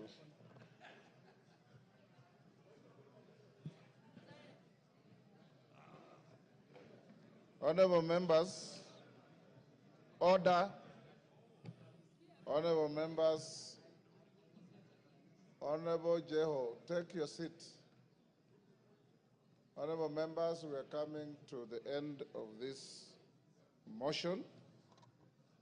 And before I put the question, this is one motion where there is no voice vote. We'll go straight into division so that no ayes have it at the putting of the question. The House Business Committee yesterday deliberated on the manner of voting, and it was unanimously agreed that there will be a roll call vote. There will be a roll call vote. That being the case, we should be done, if we are orderly, we should be done in the next 30 minutes to 40 minutes, maximum 1 hour. When we start voting, order.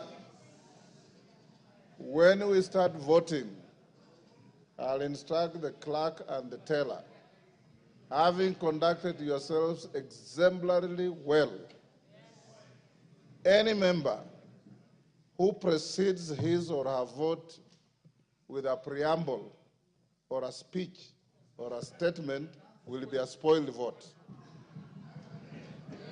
Once you are called, order. The vote is simply yes or no. Time for speeches have extinguished in the debate. I now put the question. Of course, there are always three: yes, no, abstention. Order, member for West Mugirango. There's nothing out of order.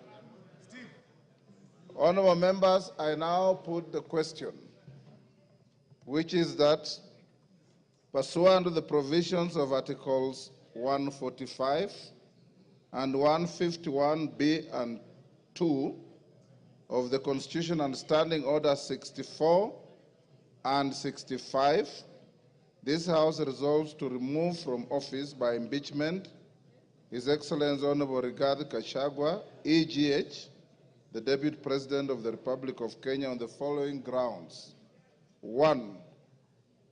Gross violation of Articles 10(2)A and B and C, 27(4), 73(1)A, 2 and B, 75(1)C, 129(2) of the Constitution, and Article 147(1) as read together with Article 131(2)C and D of the Constitution.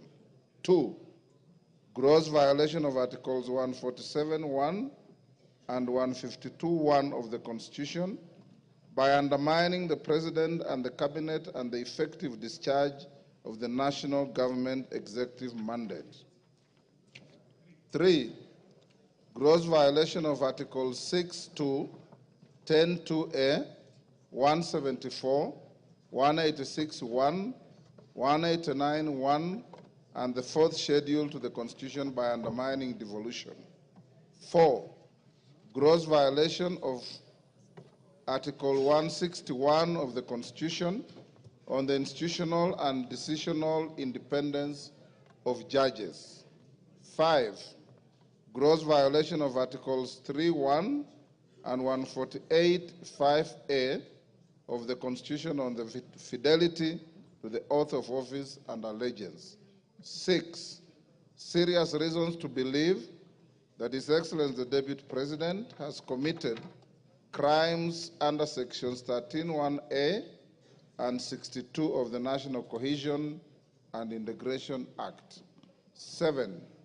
Serious reasons to believe that His Excellency the Deputy President has committed gross economic crimes under Sections 45(1), 46, 47(a)(3), and 48(1) of the Anti-Corruption and Economic Crimes Act and Sections 2, 3, 4, and 7 of the proceeds of serious reasons to believe that His Excellency the Deputy President has committed crimes by continuously misleading members of the public through false, malicious, divisive, and insightful remarks that are contrary to the provisions of Section 132 of the Penal Code and Section 29 of the Leadership and Integrity Act. 9. Gross misconduct that is incompatible with the high calling and dignified status of the office of the Deputy President, a member of the Cabinet and the National Security Council. His Excellency the Deputy President has publicly attacked and undermined the work of the National Intelligence Service and its officers. 10. Gross misconduct by openly or publicly insubordinating the President, who is the head of state and government. And 11. Gross misconduct by persistently bullying state and public officers. I now direct that the division bell be rung for 5 minutes. Then thereafter, we will go into voting process.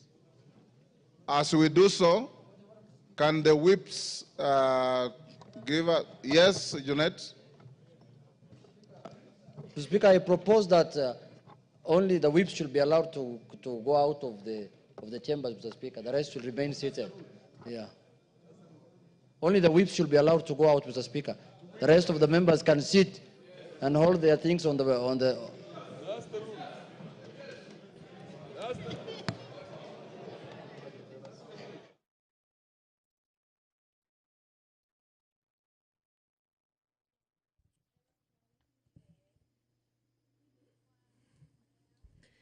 Good evening. If you're just tuning in, the National Assembly has been debating the special motion by the Honorable Member Mwengi Mutuse on the proposed removal by impeachment of His Excellency Rigathi Gachagua, the Deputy President of the Republic of Kenya. The Honorable Member in the special motion did advance 11 accusations against the Deputy President, and among them is gross violation of Articles 10, Subarticle 2A, B, and C, Article 27, Subarticle 4, Article 73, Subarticle 1A, Article 2B, Article 75, 1C, Article 129, Subarticle 2 of the Constitution, and Article 147, Subarticle 1, as read together with Article 131, Subarticle 2C and D of the Constitution, that the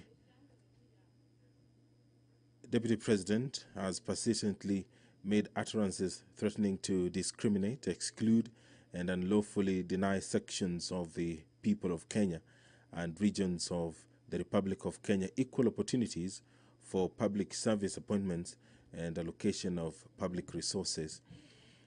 Another charge is that the Deputy President has made unilateral public statements inconsistent with policy positions collectively adopted by the government and contradicted the President on critical matters of governance and the exercise of the President's functions as a symbol of national unity. That His Excellency, the Deputy President, interfered with the running of Nairobi City County Government by inciting citizens against lawful directives of the county government on the planning and relocation of markets, and publicly disparaging the leadership of the county government and its decisions. Charge 4, undecisional independence of a judge through public attacks on a judge of the High Court of Kenya and falsely threatening to file a petition for the removal of the said judge in a matter in which he was a party. Another charge is that the Deputy President breached his oath of office and allegiance on account of the utterances and actions attributed to the Deputy President under grounds 1, 2, and 3. Charge 6, that the Deputy President has persistently made inflammatory, reckless, insightful public utterances over the last 2 years in contravention of the law. Charge 7, that His Excellency the Deputy President has committed gross economic crimes, namely conflict of interest, abuse of office, and conspiracy to commit crimes under sections by inexplicably amassing property estimated at 5.2 billion shillings that is incompatible with his known legitimate income and by trading with the office of the Deputy President through proxies. Another charge is serious reasons to believe that His Excellency the Deputy President has committed crimes by continuously misleading members of the public through false, malicious, divisive, and insightful remarks that are contrary to the provisions of Section 130. Charge 9, gross misconduct that is incompatible with the high calling and dignified status of the office of the Deputy President, a member of the Cabinet and the National Security Council. His Excellency the Deputy President has publicly attacked and undermined the work of the National Intelligence Service and its officers. Charge 10, gross misconduct by openly or publicly insubordinating the President, who is the head of state and government, and Charge 11, gross misconduct by persistently bullying state and public officers. The Deputy President was some minutes after 5 p.m. given the opportunity by the National Assembly to defend himself against these 11 allegations that have been leveled in this special motion which the members of the National Assembly have been debating today. And right now,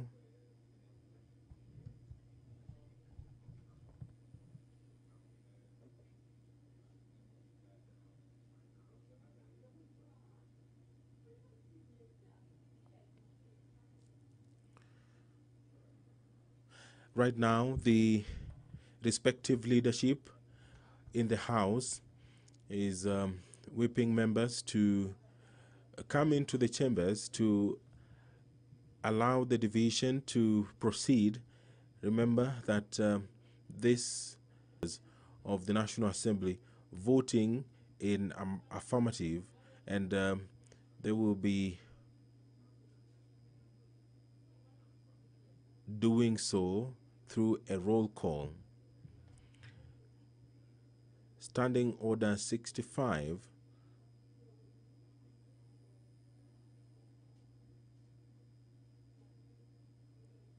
Standing Order 65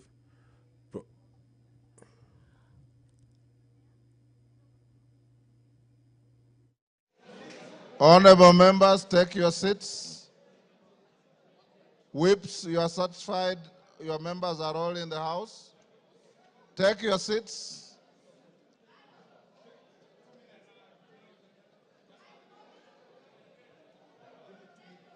Okay. You have 2 minutes. Members who are on their feet, take your seats. Thank you.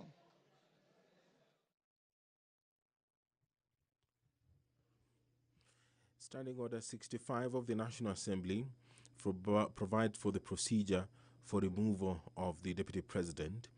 And it says that where a member proposes the removal of the Deputy President on the grounds of physical or mental incapacity in terms of Article 150, Sub-Article 1A of the Constitution, Standing Order 63, which talks about procedure for removal of President on grounds of incapacity, shall, with necessary modifications, apply.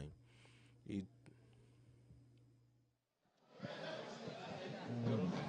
have to do something about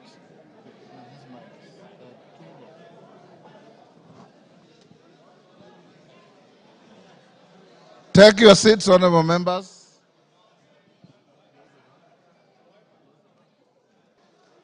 Osoro and Millie, are all your troops in the House? I want to draw the bar.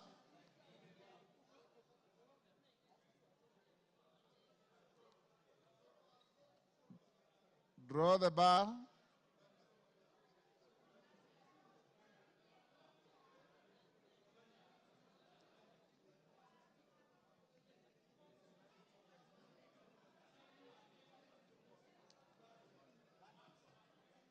Take your seats.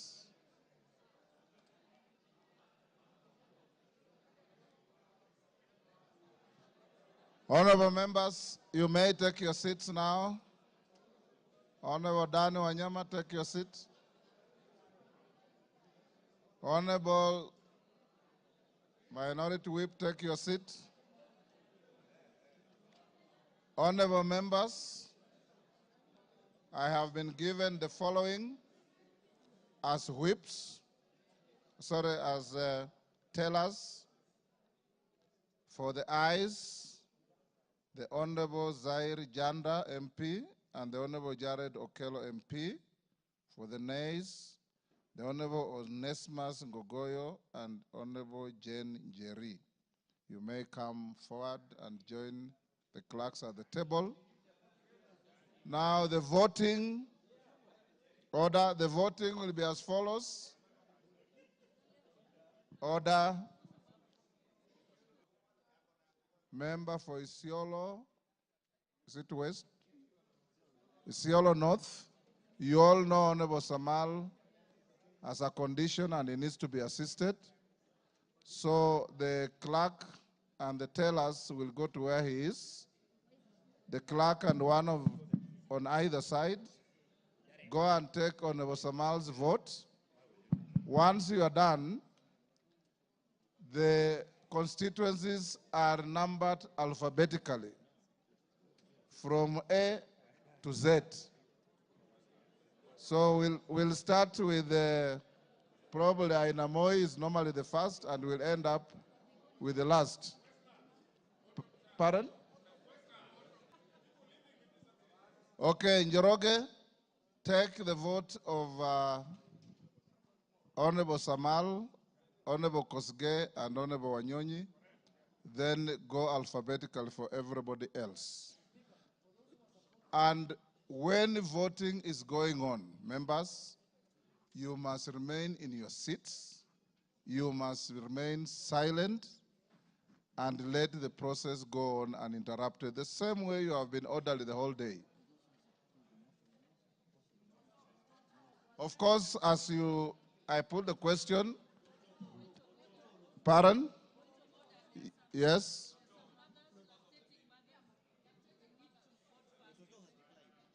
So she's not in a special case. Is Mother Wangara also lactating? I didn't know that. Now, clerk, those who are supporting the motion are voting yes. Those who are not are voting no. The tellers are, as I've told you, for yes, Janda and Okello, for no's, Kasheri and Gogoyo. Clerk, over to you. Voting starts now. Isiolo North, Lomwa Joseph Samal. Westlands, Wetangula Timothy Wanyonyi. Nominated member, Jackson Kosgei Kipkemoi.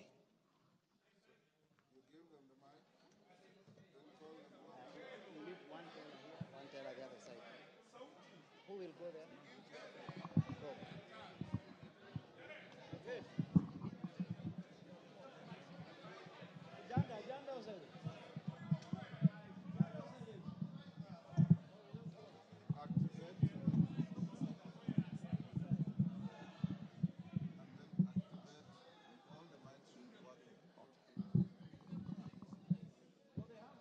I, Tim Wanyonyi, Member of Parliament for Westlands, I vote no. I vote yes. I vote yes.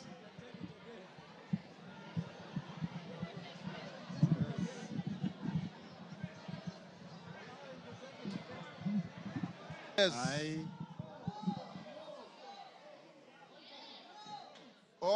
Jackson Kipkemoi Koskei, nominated Member of Parliament, I vote yes. Yes. I'll stop them.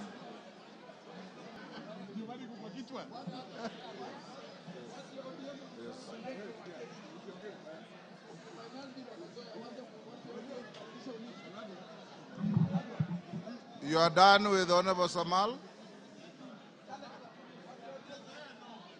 He can't talk. It's called, don't repeat your name. Just vote yes or no. Okay, go ahead, Njoroge.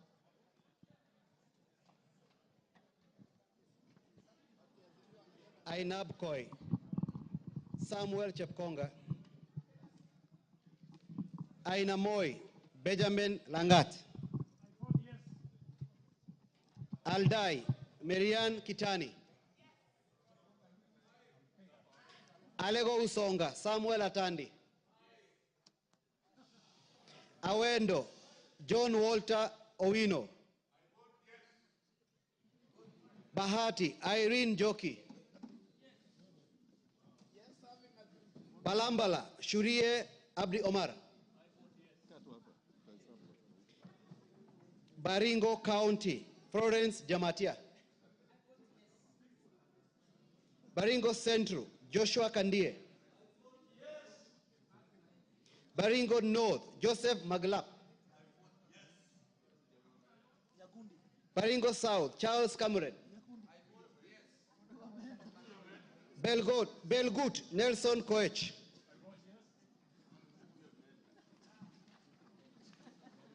Bobasi, Innocent Obiri,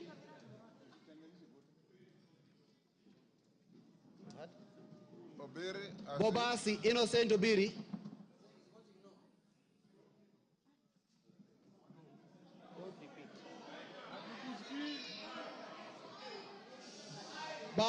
Bamachoge Chache, Alpha Miruka Ondieki. Bomet County, Lynette Chepkorir Toto. Bomet Central, Richard Cheriot Kilel. Bomet East, Richard Kipkemoi Yegon. Bonchari, Charles Onchoke. Bonchari, Charles Onchoke. Is voted yes. Bondo, Gideon Ochanda. Borabu, Patrick Osero. Budalangi, Raphael Sauti Bita Wanjala. Bomula, Nelson Jack Wamboka. Bungoma, Kadri Nanjala Wabilianga. Bura, Kuno Yakub Ado. Bureti, Kibet Kirui Komingoi. Busia County, Bureti, Kibet Kirui Komingoi. Busia County, Omanyo Kadri Nahambi. Omanyo Kadri Nahambi. Butere Nicholas Tindi Mwale. Butula Joseph Oyula.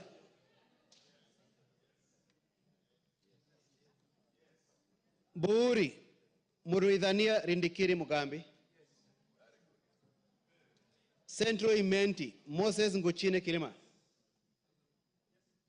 Central Imenti Moses Kirima Nguchine.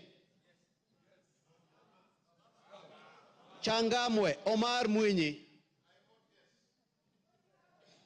Chebalungu Victor Kipngetich Koech. Cherangani Patrick Simiyu Barasa. Cherangani Patrick Simiyu Barasa.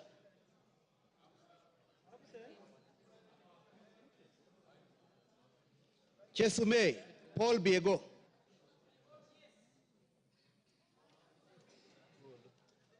Chuka Iganga Ngombe Patrick Ntuega Munene. Dadab Farama Alim. Dagoretti North Beatrice Elachi. Dagoretti South John Kerry Waweru.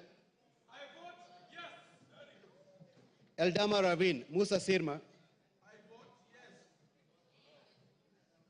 Eldas Adan Kenan. Caroline. Embakasi Central Gadhiro Majadonk Benjamin. Embakasi East Babu Owino Ongili. Embakasi East Babu Owino Ongili.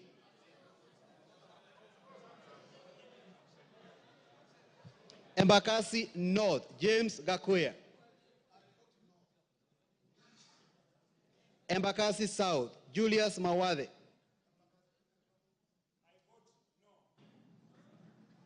Embakasi West Mark Samuel Mwenje Mureithi. Embakasi West Mark Samuel Mwenje Mureithi.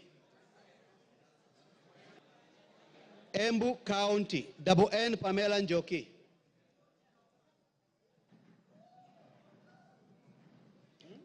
Mgwen. No. Mgwen. Lelmegit Jose Kipto. Emuhaya Omboko Milemba. Emura Dikir Johanna Ngeno. Endebes Robert Pukose. Fafi Yakub Farah. Funyula Oundo Wilberforce. Galole Said Buya Hiribae Said Poster. Ganze Charo Kenneth Tungule. Garissa County Udgon Amina Siad.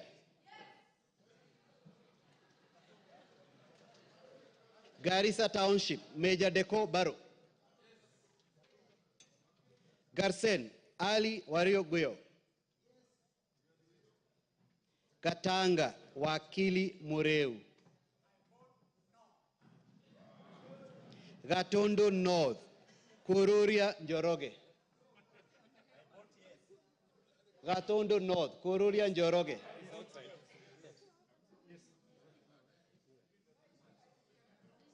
Gatondo South, Gabriel Gaduka Kagombe. Gem, Elisha Odhiambo. Gichugu, Robert Gichimu. Gilgil, Mother Wangari Wanjira. Gilgil, Mother Wangari Wanjira. Gilgil, Mother Wangari Wanjira. Githunguri, Gadhoni wa Mochomba. Hamisi, Charles Gumini Gimose. Homa Bay County, Bensuda Joyce Osogo.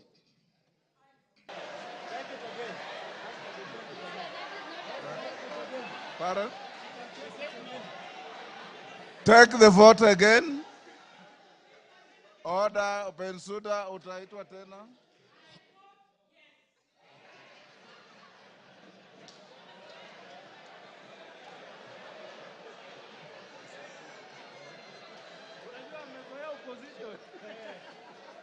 Homa Bay Town. Order, members, order. Homa Bay Town, George Peter Kaluma. Igembe Central, Daniel Karido Kili. Igembe North, Taitumu Julius. Igembe South, John Paul Mwirigi.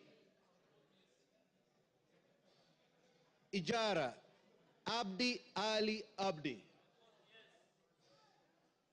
Ikolomani, Shinali Barnett.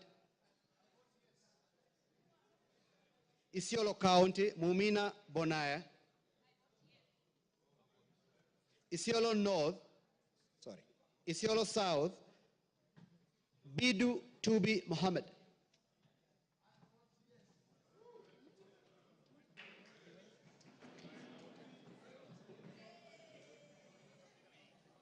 Jomvu Badibadi Twalib. Juja George Koimburi.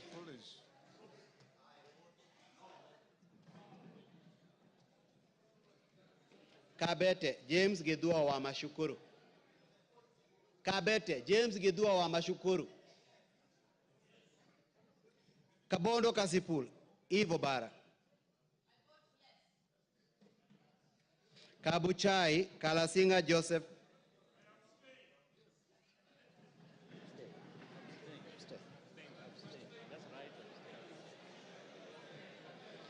Kacheliba Lote Titus.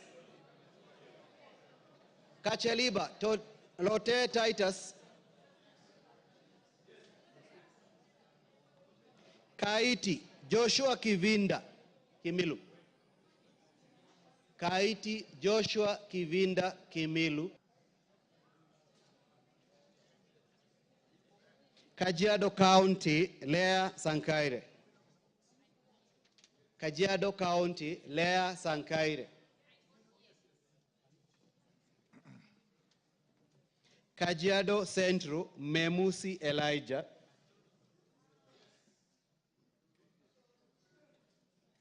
Kajiado East Kakuta Maimai. Kajiado North Onesimus Ngogoyo. Kajiado South Parashina Samuel Sakimba. Kajiado West Sunkuya George.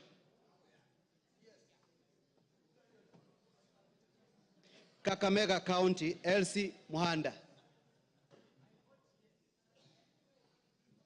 Kaloleni Paul Katana. Kamukonji Hassan Yusuf. Kamukonji Hassan Yusuf. Kamukonji Hassan Yusuf.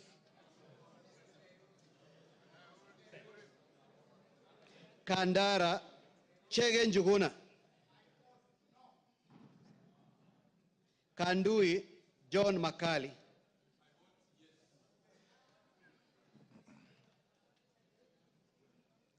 Kangema Peter Kihungi. Kagundo Fabian Chule. Kapenguria Samuel Moroto. Kapsaret Oscar Sudi.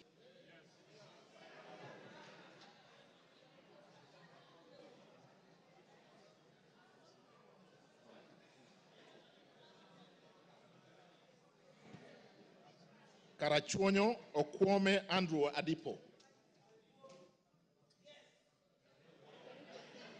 Kasarani Karauri Ronald Kamwiko.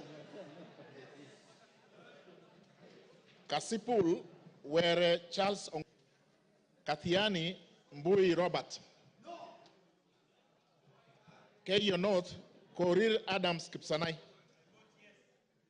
Keyo South Kipkoech Gideon Kimayo. Kericho Kemei Beatrice Chemweno. Keses Ruto Julius Kipleting.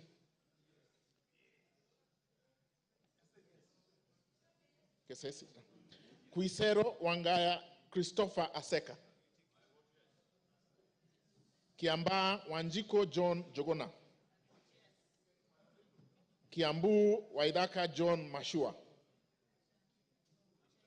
Kiambu Waidaka John Mashua. Kiambu Town.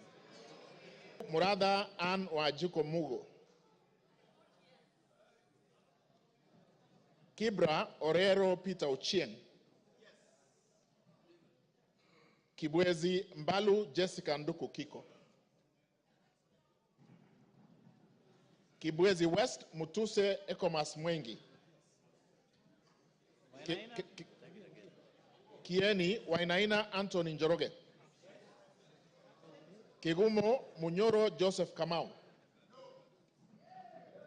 Keharu Nyoro Samson Dindi. Kikuyu Ishungwa Anthony Kemani. Kilgoris Sunkuli Julius Lekakeny. Kilifi Mwanyanje Gertrude Mbeyu. Kilifi North Baya Owen Ya. Kilifi South Kitty Richard Ken Chonga. Kilome Zambia Thaddeus Kethua. Kimilili Mutua Didmas Wekesa Barasa. Kiminini Bisao Morris Kakai. Kinango Rai Samuel Gonzi. Gonzi Rai.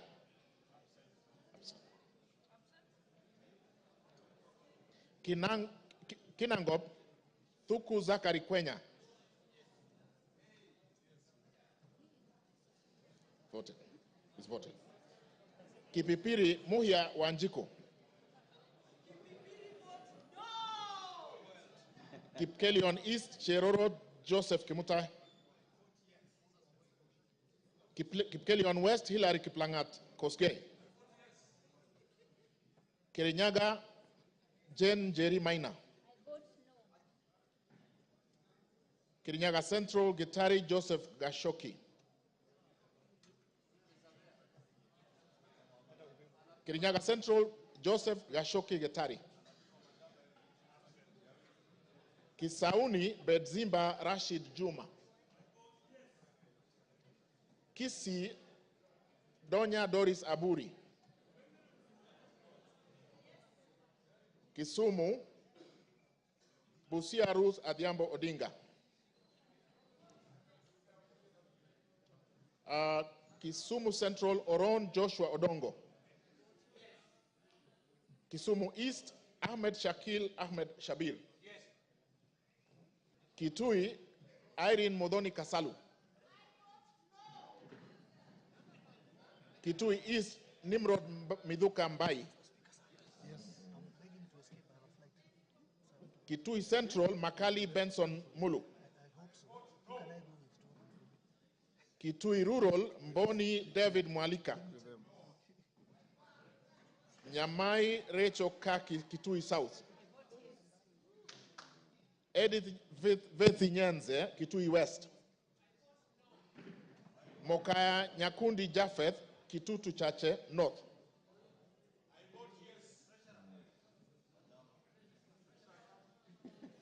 You take it from where?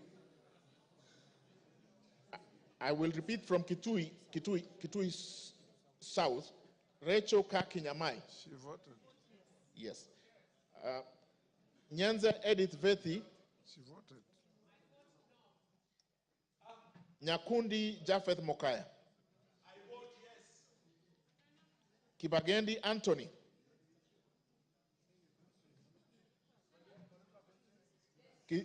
Kitutu Chache South. Amesema? No. Kibagendi amesema? Kibagendi kama Kibagendi. Kitutu Chache South, Kibagendi Anthony.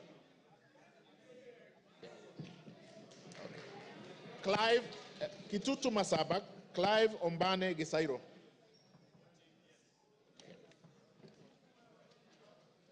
Konoin, Brighton Leonard, Joseph Kipkoske Tanui, Kureso South.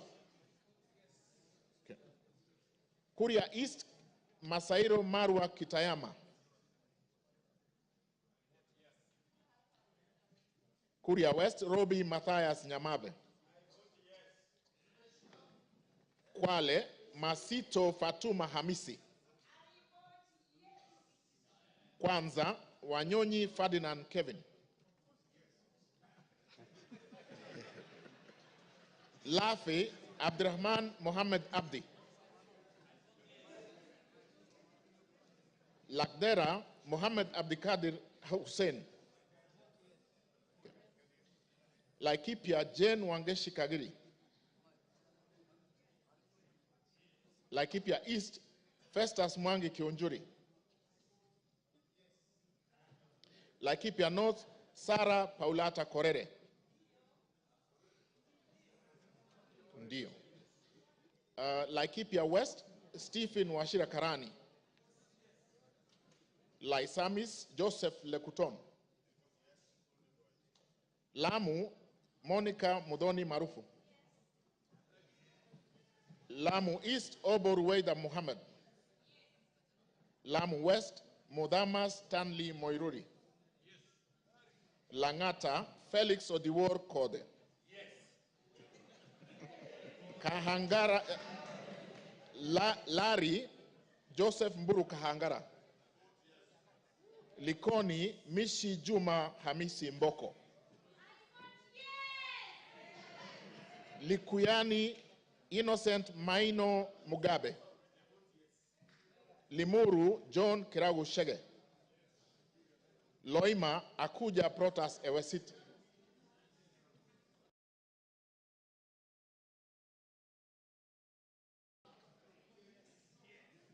Thank you. Nabi Nabwera Daraja Lugari. Lunga Chiforomondo Mangale Munga.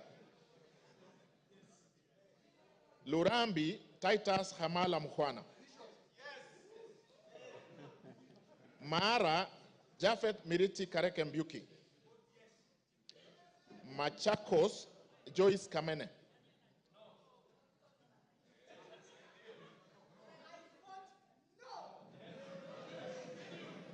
Machakos Town, Caleb Mutiso Mule.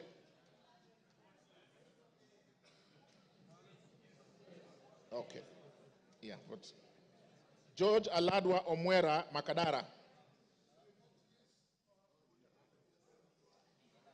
Makweni Kiamba Susan Dunge. Makweni Women Rep Mumo Rose Museo. Absent. Can I repeat? Makueni Mumo Ross Museo.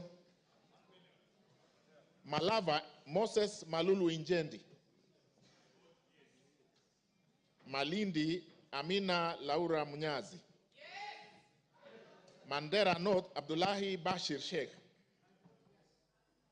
Mandera Khair Kasim Sheikh. Mandera East Abdurrahman Hussein Wetan Muhammad. Mandera South Abdul Ibrahim Haro. Mandera West Yusuf Adan Haji. Manyata John Gitonga Mwaniki Mokunji. Maragwa Mary Wamaua Waidira Njoroge. Marakwet East David Kangogo Bowen. Marakwet West Timothy Kipchumba Toroitich. Marsabit Naomi Jilo Wako.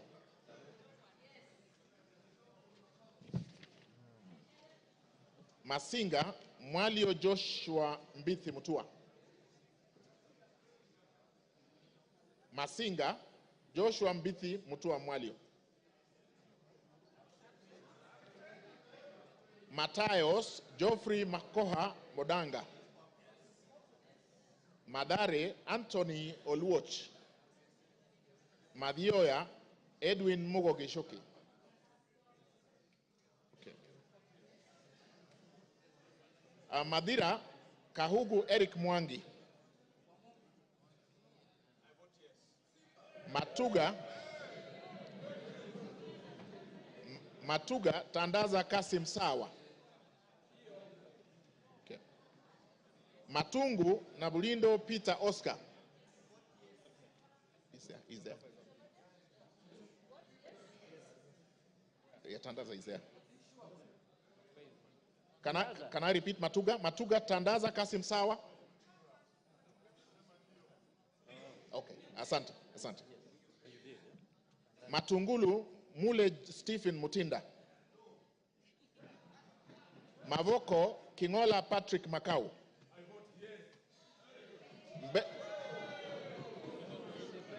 Mbere North Geoffrey Kariuki Kiringa.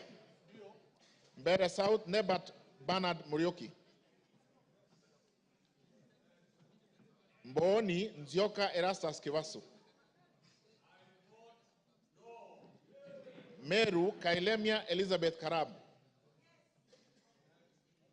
Migori Mohammed Fatuma Zainab. Mogotio Kiborek Ruben. Moiben Phyllis Jepkemoy Barto. Molo Francis Kuria Kemani. Mombasa Zamzam Muhammad Chimba. Mosob Abraham Kipsang Kirwa. Moyale Jaldesa Guyo Wako. Msambweni Jaldesa. Okay, capture, thank you. Msambweni Badr Salim Faisal. Mount Elgon Fred Kapondi Chesebe. Muhoroni James Onyango Oyo. Mukorweini Gishoi Kagusha John Philip. Mumias East Salasia Peter Kalerwa.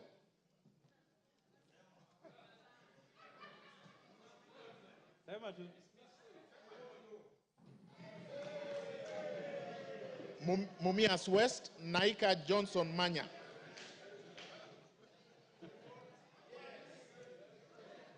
Moranga Betty Njeri Maina.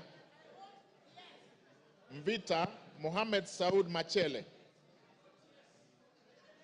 Mwala Musau Vincent Musioka.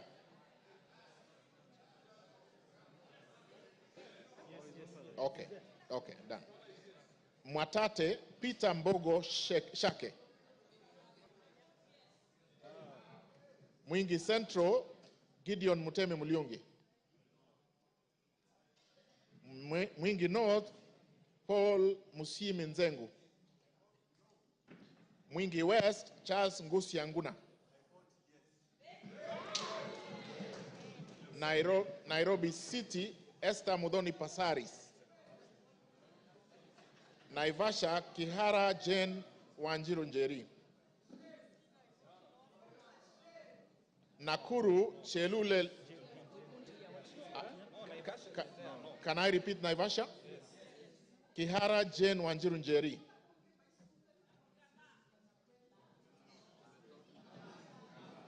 Nakuru, Liza Chepkorir Chelule.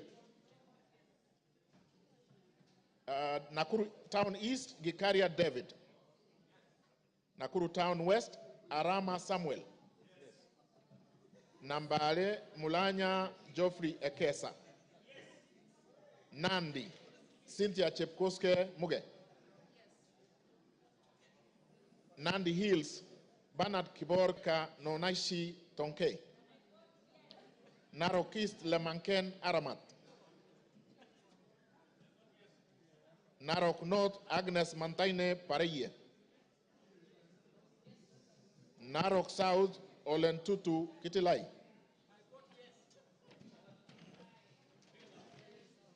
Narok West, Gabriel Koshal Tongoyo. Navaholo, Emmanuel Wangwe. Ndaragwa, Gachagua George N. Ndiwa, Martin Peter Sowino. Ndia, GK George Masharia Kariuki. Njoro, Charity Katambi Chepkwony.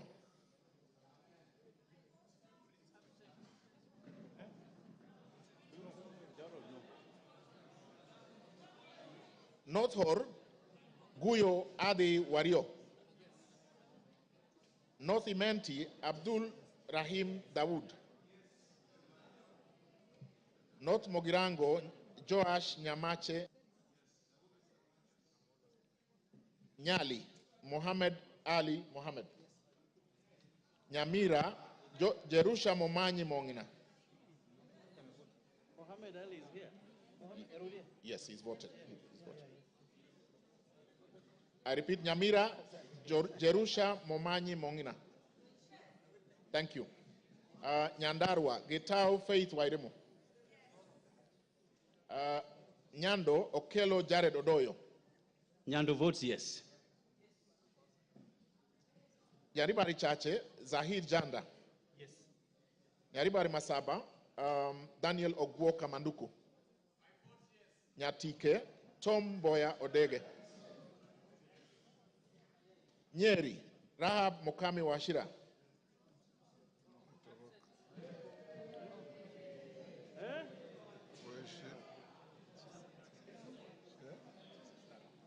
Nyeri Town, Duncan Maina Madenge.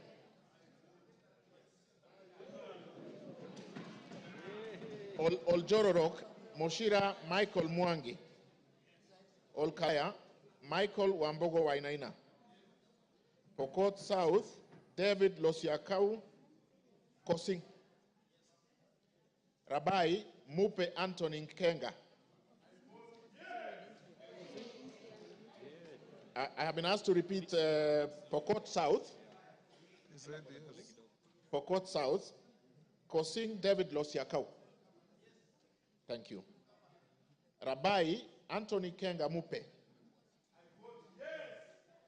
Rangwe, Gogo Linian Achieng. Rarieda, Amolo Paul Otiende. Rongai, Paul Kibet Chebor. Rongo, Paul Abur. Roysambu, Agustin Kamade Mwafrika. Ruaraka, Francis Kajwang Tom Joseph. Yes.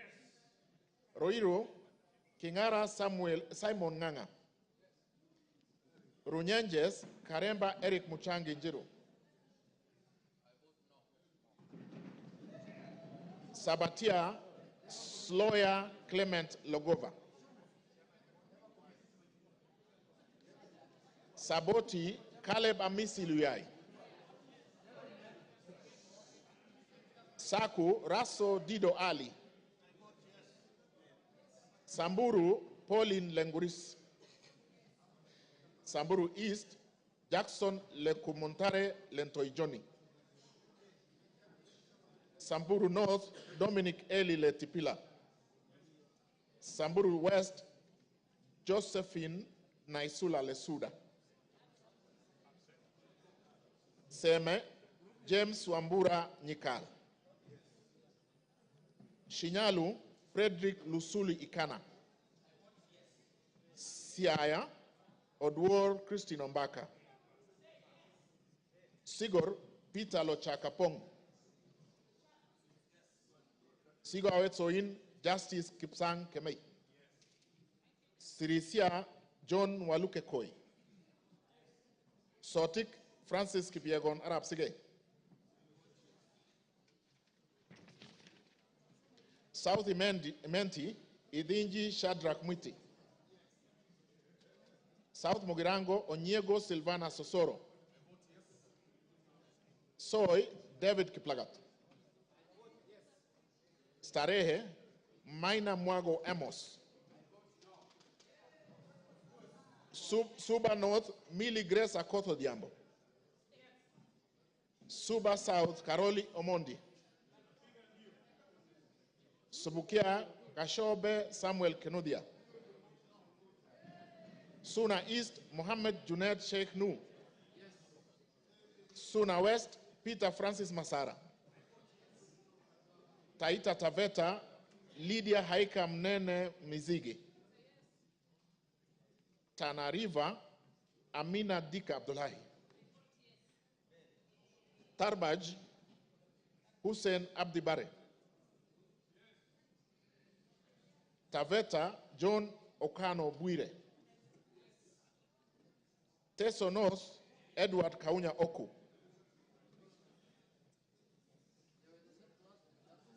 Teso South,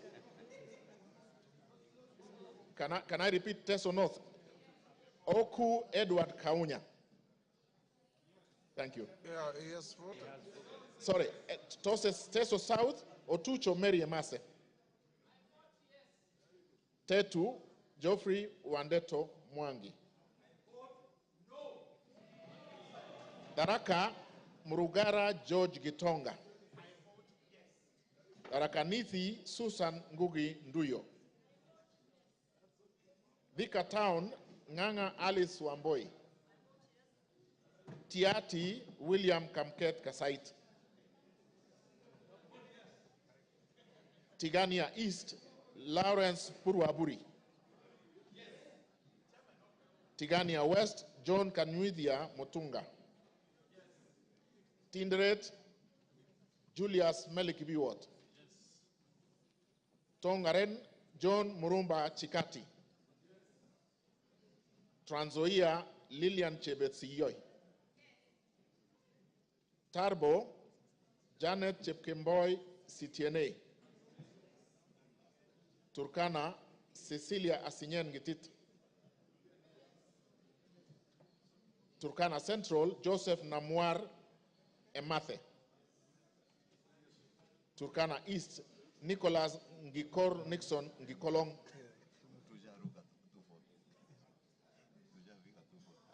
Turkana North, Paul Ekwom Nabuin. Is there? Yeah.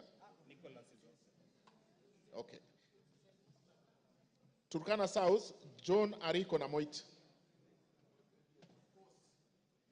Turkana West, Daniel Epuyo Nanok.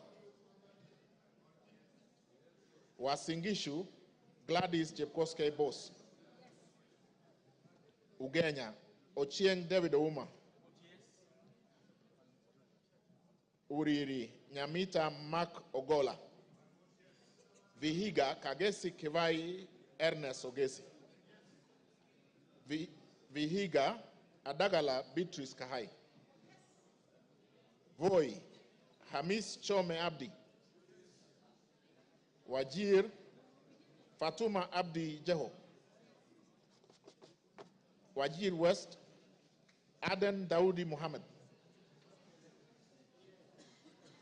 Wajir North, Ibrahim Abdi Sane.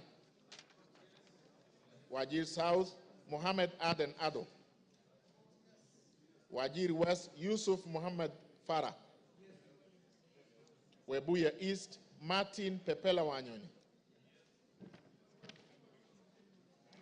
Webuye West, Daniel Wanyamasitati. West Mogirango, Mogaka Stephen. West Pokot, Rael Chepkemoy Kasiwai. Westlands, Timothy. He is already voted. Oh, sorry, we have done that, sorry. Undanyi, Mwakuona Danson Mwashako. Basil Robert Ngui Yata. Yata. Sabina Wanjiru Shege. Joseph Hamisi Dena.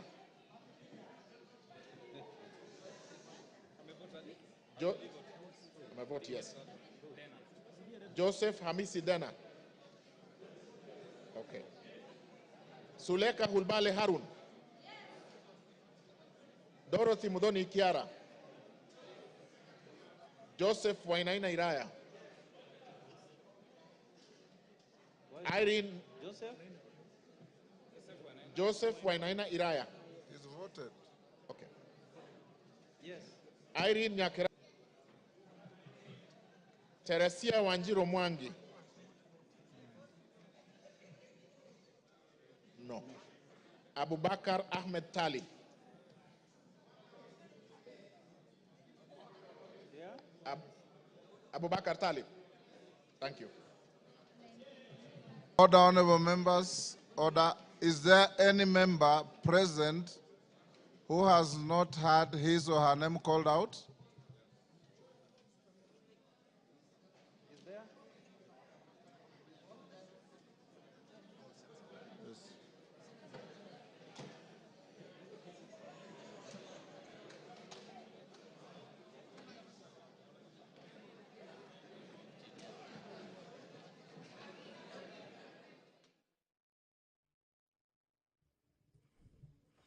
Good evening. You are watching the sitting of the National Assembly this evening, where the members have been voting on the proposed impeachment of the Deputy President, Rigathi Gachagua. It was through a roll call as directed by the Speaker of the National Assembly. And what is currently happening is that the tallying of the votes is underway, and thereafter the pronouncement will be made as to how the members of the National Assembly voted this evening.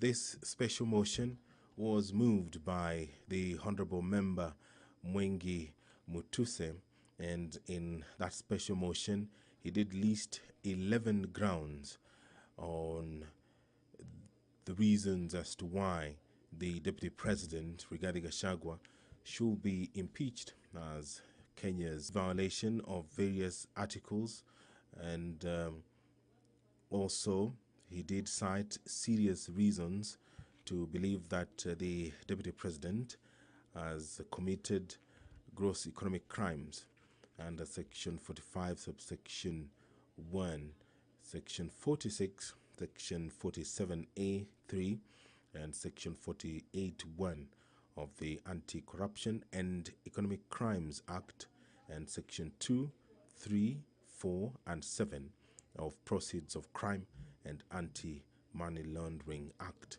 Those are some of the reasons that the Honorable Member believes that this House should take serious consideration of this special motion to dismiss the Deputy President, who we did hear from this evening between 5 and 7 when he appeared before the National Assembly and made his case, defending himself against accusations that have been leveled against him.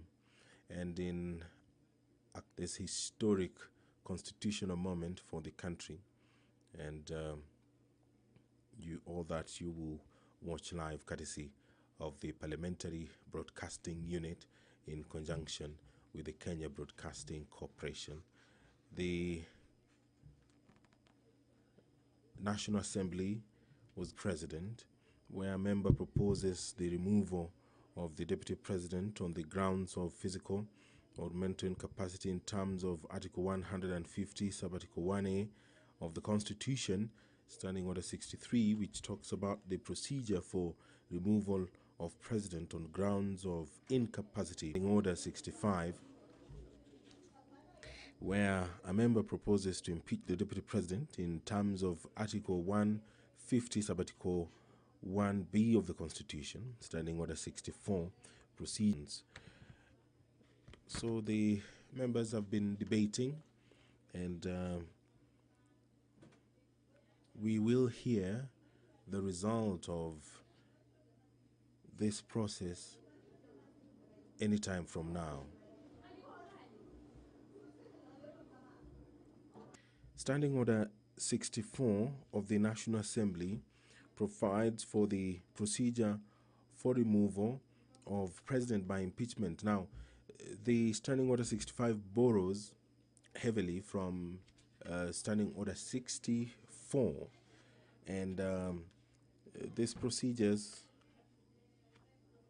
there are quite a number, and some of them have been used in this business that the National Assembly began in the morning, and the culmination of it will be hard any time from now. And if you can see on your screen, the Deputy Speaker of the National Assembly, Honorable Gladys Bose, has taken the seat, and that means that she will perhaps be the one who will make the announcement after the tabulation and the tallying of the votes that has concluded.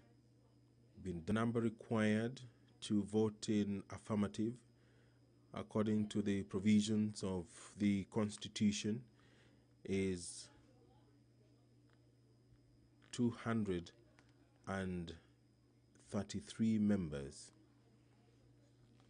That is the threshold required to impeach. The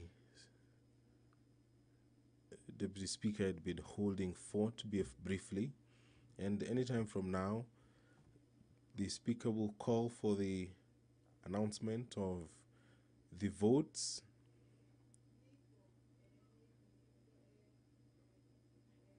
which are currently being verified. It was a requirement that voting be done via roll call, and any moment from now, we will be hearing the result of that roll call.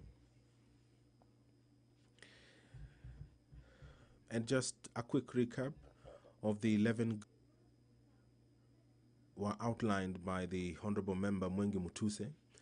That one, the Deputy President has persistently made utterances threatening to discriminate, exclude, and unlawfully deny sections of the people of Kenya and regions of the Republic of Kenya equal opportunities for public service appointment and allocation of public resources. Ground 2, the Deputy President has made unilateral public statements inconsistent with policy positions collectively adopted by the government and contradicted the President on critical matters of governance and the exercise of the President's functions as a symbol of national unity. Ground 3, that His Excellency the Deputy President interfered with the running of Nairobi City County Government by inciting citizens against the lawful directives of the county government on the planning and relocation of markets and publicly disparaging the leadership of the county government and its decisions. Count 4, gross violation of Article 160, Sub-Article 1 of the Constitution on the institutional and decisional independence of judges. that His Excellency the Deputy President has undermined institutional and decisional independence of a judge through public attacks on a judge of the High Court of Kenya and falsely threatening to file a petition for the removal of the said judge in a matter in which he was a party. Number 5, that His Excellency the Deputy President breached his oath of office and allegiance on account of the utterances and actions attributed to the Deputy President under grounds 1, 2, and 3. And count 6, serious reasons to believe that His Excellency the Deputy President has committed crimes under Section 13(1)(a) and Section 62 of the National Cohesion and Integration Act, that His Excellency the Deputy President has persistently made inflammatory, reckless, and insightful public utterances over the last 2 years in contravention of the law.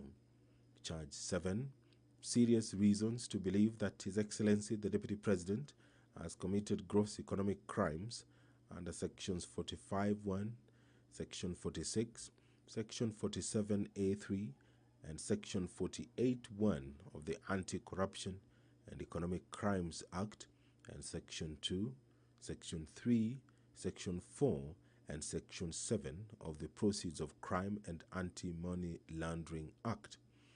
That His Excellency the Deputy President has committed gross economic crimes, namely conflict of interest, abuse of office, and conspiracy to commit crimes under sections by inexplicably amassing property estimated at 5.2 billion shillings, that is incompatible with his known legitimate income, and by trading with the office of the Deputy President through proxies.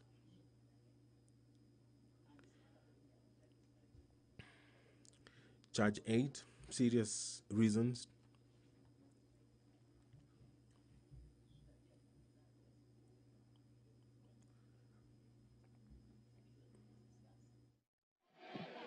Order, honorable members. Give me that. Give me this. Order. Order. Osoro. Order. Order.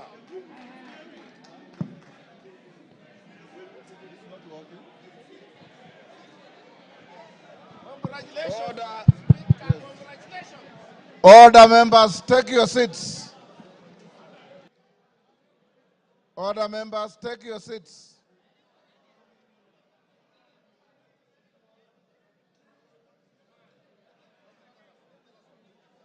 Yeah, I know. Yes.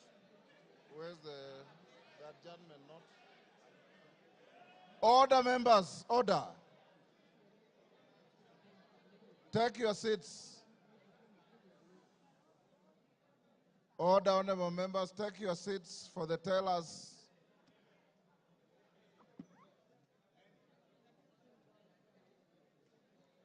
Take your seats.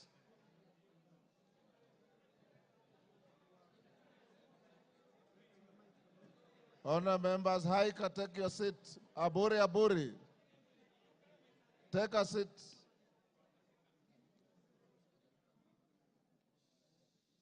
Tongoyos, take your seat. Take your seats, members. All is well that ends well. You have been very orderly, and I must salute you. Tell us, you may now approach the chair and announce the results.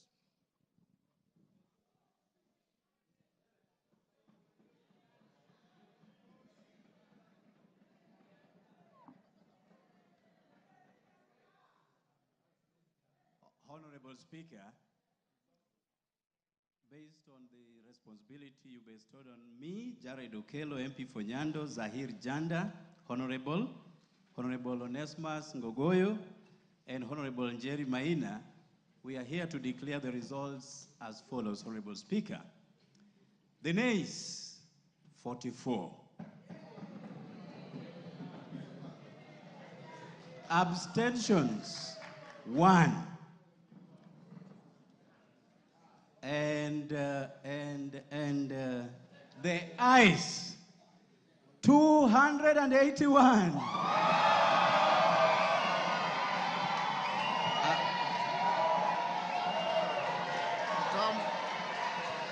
Come forward.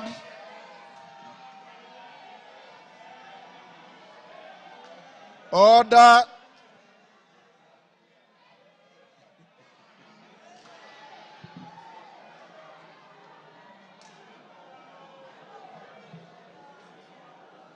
Take your seats. Order, members, order. The House is still in session. Tellers, take your seats. Bensouda, take your seat.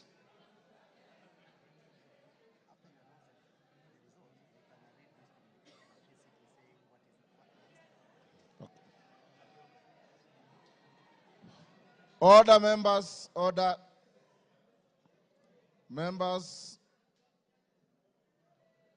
the results of the division on the motion are as follows. Abstentions, 1. The noes, 44. The ayes, 281. So the ayes have it.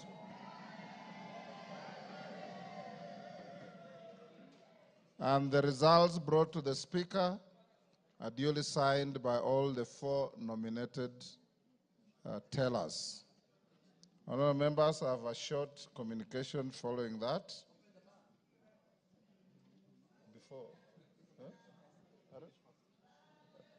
Order. The House is still in session. I have the following communication to make, honourable members, before we open the bar.